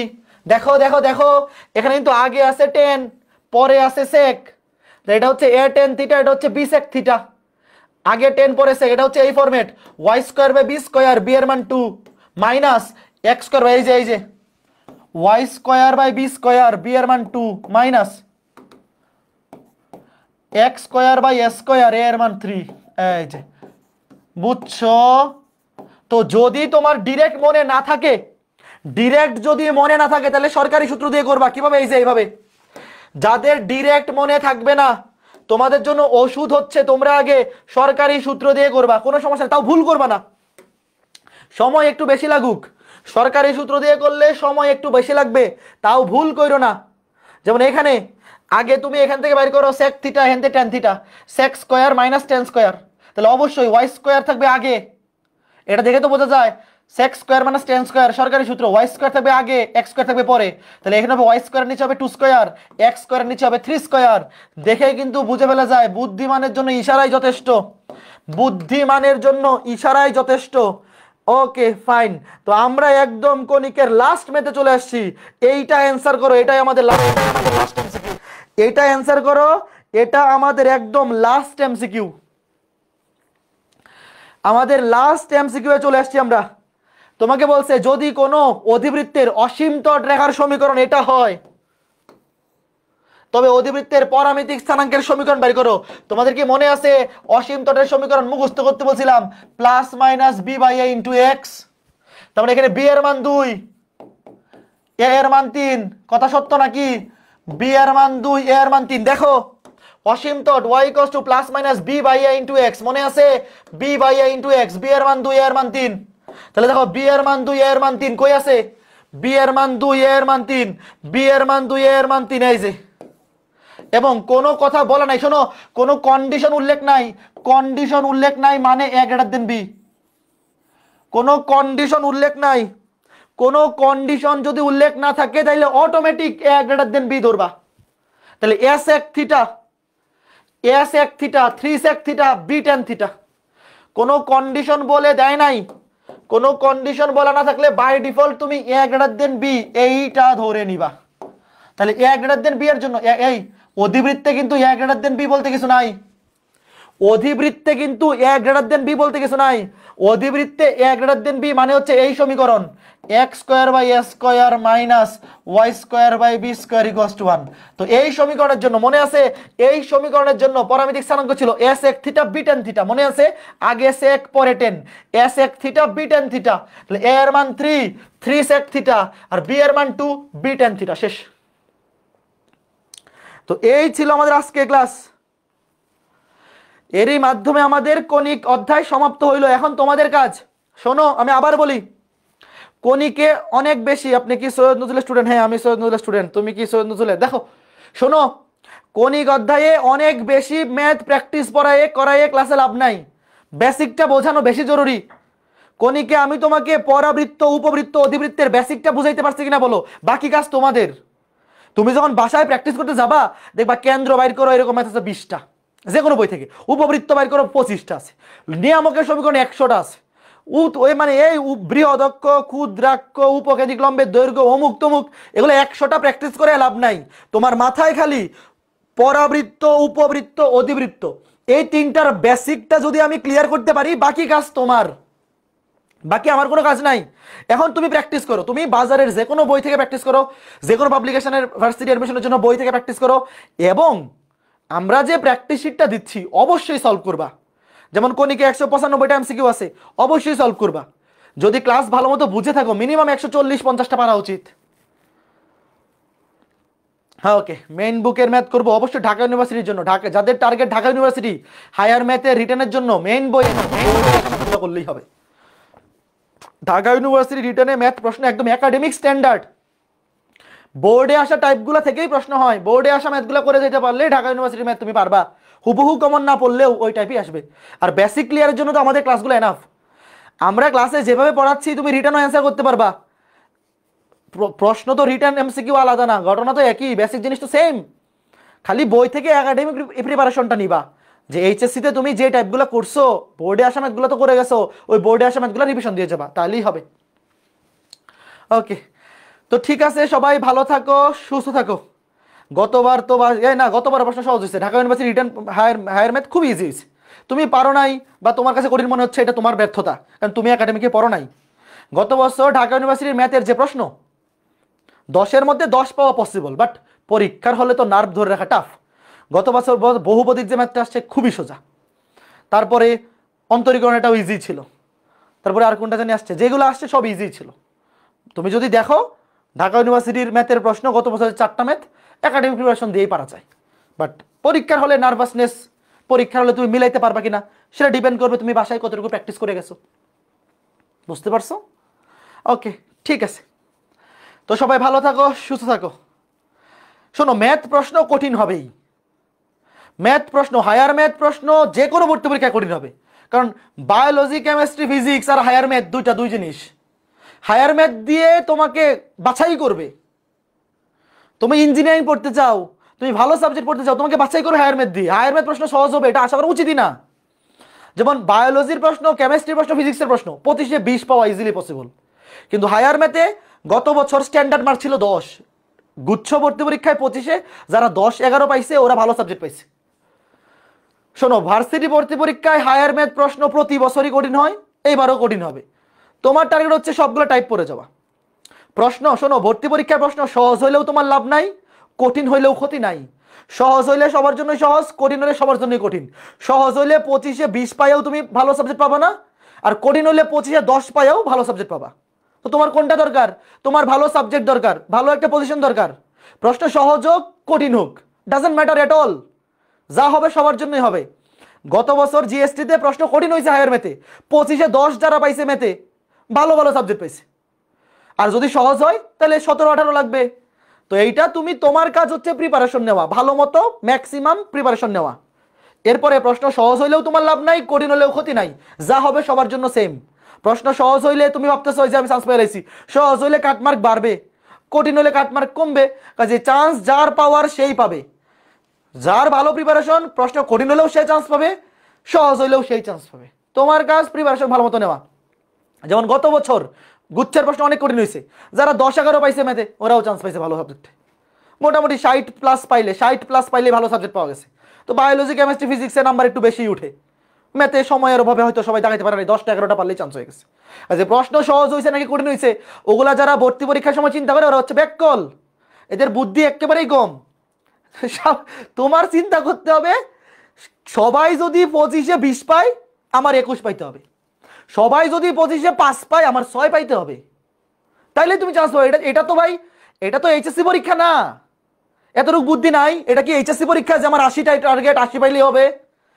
ভর্তি পরীক্ষার প্রশ্ন সহজ হইলে তোমার সহজে বেশি নাম্বার পাইতে হবে, কঠিন হলে কম পাইলেও হবে, বাট বাকি এভারেজের চাইতে বেশি পাইতে হবে, শেষ।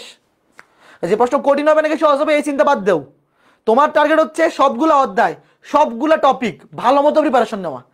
এরপরে পরীক্ষার প্রশ্নের স্ট্যান্ডার্ড কেমন হয়েছে এটা পরীক্ষা দেওয়ার পরে চিন্তা করবা, পরীক্ষার আগে না, বুঝছো? এখন কালকে তোমাদের এইচএসসি পরীক্ষার রেজাল্ট, এই পরীক্ষায় প্রশ্ন সহজ হয়েছে নাকি কঠিন হয়েছে এটা অবশ্যই ডিপেন্ড করে, কারণ এখানে 80 পাইতে হবে। তো সবার জন্য শুভকামনা থাকলো। যেহেতু এক এক বোর্ডে এক এক রকম প্রশ্ন হয়, তো এখানে আসলে একটা কি বলে অসমতা থাইকাই যায়। যেহেতু ইন্টারমিডিয়েটে 8টা বা 9টা বোর্ড, তো কোনো কোনো বোর্ডের প্রশ্ন হয়ে যায় একটু বেশি সোজা, কোনো কোনো বোর্ডে হয়ে যায় বেশি কঠিন। তো এই জিনিসটা আসলে একটু মানে খারাপ লাগারই ব্যাপার। তো যাদের আসলে এটা আসলে কিছু করার নাই, যেহেতু 9টা বোর্ড, তো কোনো কোনো বোর্ডে হয়তো অনেক কম পড়েও অনেকে ভালো রেজাল্ট করে ফেলে, আবার কিছু বোর্ডে অনেক বেশি পড়েও খারাপ হয়ে যায়। এটা আসলে ভাগ্যের উপর ছাইড়া দেওয়া ছাড়া তো কিছু করার নাই। তাও সৃষ্টিকর্তা যা করবেন ভালোর জন্য করবেন, তার উপর বিশ্বাস রাখতে হবে। তো সবার রেজাল্ট ভালো হোক, যেহেতু এখানে সবার রেজাল্ট ভালো হওয়াই পসিবল। সবাই এ প্লাস পেলে সবাই এ প্লাস, একজন এ প্লাস পেলে আরেকজন পাইতে পারবে না, এরকম তো আর এইচএসসি পরীক্ষাতে না। তো সবার মনের ইচ্ছা পূর্ণ হোক, সবাই ভালো রেজাল্ট করো, সবাই ভালো থাকো, সুস্থ থাকো। আগামী ক্লাসে দেখা হবে, রেজাল্ট যেমনই হোক। আমাদের ব্যাচে যারা আছো আমি একটা কথা বলি, এইচএসসি রেজাল্ট যদি খারাপও হয় এইটা কিন্তু উতরে যাওয়া খুবই ইজি, একটা ভালো ভার্সিটিতে চান্স পাইলে হয়ে যাবে। এসএসসিতে রেজাল্ট খারাপ হইলে ওটাকে উতরে যেতে 2 বছর লাগে এইচএসসি রেজাল্ট ভালো করতে, বাট এইচএসসিতে খারাপ হইলে তুমি যদি ভার্সিটিতে চান্স পেয়ে যাও আর জীবনেও আর কোনো সমস্যা হবে না, এইচএসসি রেজাল্ট আর কোথাও তোমাকে আটকায় রাখবে না। তো আমাদের ভার্সিটি ব্যাচে যারা আসো, যারা আমাদের ক্লাসগুলো করতেছো, অন্তত আমি এতটুকু তোমাদেরকে বলতে পারি যে একটা অধ্যায় আমাদের ক্লাসগুলো করার পরে মনে হচ্ছে না যে কনফিডেন্স আসতেছে না যে আমি চান্স পেয়ে যাবো? প্রশ্ন সহজ হলেও তুমি চান্স পাবা, কঠিন হলেও তুমি চান্স পাবা। আমি আবার বলতেছি, 22 ব্যাচে সবাইকে পড়ানোর সময় একটা কথা বলছিলাম, যারা আমাদের ক্লাসগুলো করবা, এসিএস এর ক্লাস করার সময় তোমার হয়তো মনে হবে যে ভাইরা কি পড়া, মানে ভালো লাগুক বা খারাপ লাগুক আমাদের ক্লাস সবার ভালো লাগবে না, সবাই মনে করো কারোরই ভালো লাগে না, কিন্তু রেজাল্টের পরে ভালো লাগবে যারা আমাদের ক্লাসগুলো করবে। মনে করো আমার ক্লাস কারো ভালো লাগে না, কিন্তু পরীক্ষা দেওয়ার পরে ভালো লাগবে। কারণ কি, আমরা যেভাবে পড়াই, আমাদের অ্যাডমিশনে পড়ানোর সিস্টেম হচ্ছে আমরা এমনভাবে পড়াবো যারা আমাদের ক্লাসগুলো করবে প্রশ্ন কঠিন হলেও এরাই চান্স পাবে, সহজ হলেও এরা চান্স পাবে, কমন পড়লেও এরা চান্স পাবে, কমন না পড়লেও চান্স পাবে। বুঝতেছো? আমাদের হায়ার ম্যাথের ক্লাস তুমি যদি করো, প্রশ্ন কঠিন হইলে যদি 25-এ 10 পায়ে চান্স পাওয়া যায় তুমি 10 পাবা, যদি প্রশ্ন সহজ হইলে 25-এ 20 পায়ে চান্স পাওয়া লাগে তুমি 20 পাবা। ওই ধরনের পটেনশিয়াল তোমার মধ্যে থাকবে যদি আমাদের ক্লাসগুলো করো। কাজেই যাদের এইচএসসি পরীক্ষা খারাপ হবে তোমরা লেগে থাইকো, আগামী 3-4টা মাস বা আরো 2-3টা মাস আমাদের ক্লাসগুলো করে যদি আমাদের কথা মতো চলো, আমাদের প্র্যাকটিস শিটগুলো সলভ করো, প্রশ্ন ভার্সিটি ভর্তি পরীক্ষার প্রশ্ন কঠিন হোক, সহজ হোক, মিডিয়াম হোক, যা খুশি তা হোক, তোমার চান্স কেউ আটকাইতে পারবে না।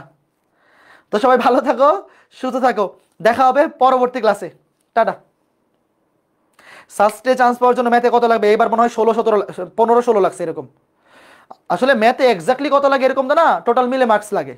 ম্যাথে একটা ভালো মার্কস লাগে, বাট টোটাল মিলে 60-এর উপর 64-65 মনে লাগছে নাকি, এক্স্যাক্ট খেয়াল নাই, পরিসংখ্যান লাস্টে আর দেখি নাই। ওটা আমরা বলে দিব, সমস্যা নেই, লাস্টে বলে দিব, অসুবিধা নাই। পড়তে থাকো। ম্যাথে গত বছর যে প্রশ্ন হয়েছে ওই প্রশ্নে 25-এ 12-13 খুব ভালো মার্কস, 10+ চান্স পাওয়ার জন্য এনাফ, 12-13 ভালো, 15+ খুব ভালো। বাট সবসময় তো আর প্রশ্নের স্ট্যান্ডার্ড সেম থাকবে না, আর ম্যাথের প্রশ্ন সবসময় কঠিন হবেই। হাই বায়োলজিতে 25-এ 20 পাওয়া আর ম্যাথে 25-এ 20 পাওয়া সেম না। জিম্বাবুয়ের সাথে সেঞ্চুরি করা আর অস্ট্রেলিয়ার সাথে সেঞ্চুরি করা সেম না, এটা তোমাকে বুঝতে হবে। গ্রুপ পর্বের একটা ম্যাচে সেঞ্চুরি করা আর ফাইনাল ম্যাচে সেঞ্চুরি করা, দুইটার ক্যালিবার অবশ্যই সেম না। কাজে বায়োলজি কেমিস্ট্রিতে 120-এ 20 পাওয়া, 25-এ 22-23 পাওয়া আর ম্যাথে 22-23 পাওয়া, দুটার মধ্যে বহুত পার্থক্য আছে। ওই পার্থক্য মেনেই তোমাকে পড়তে হবে। টার্গেট যাদের ইঞ্জিনিয়ারিং, ভালো একটা ইঞ্জিনিয়ারিং সাবজেক্ট পড়ার ইচ্ছা, তোমাকে ওই স্যাক্রিফাইসটা করতে হবে। তো ঠিক আছে, সবাই ভালো থাকো, সুস্থ থাকো, আগামী ক্লাসে দেখা হবে, টাটা।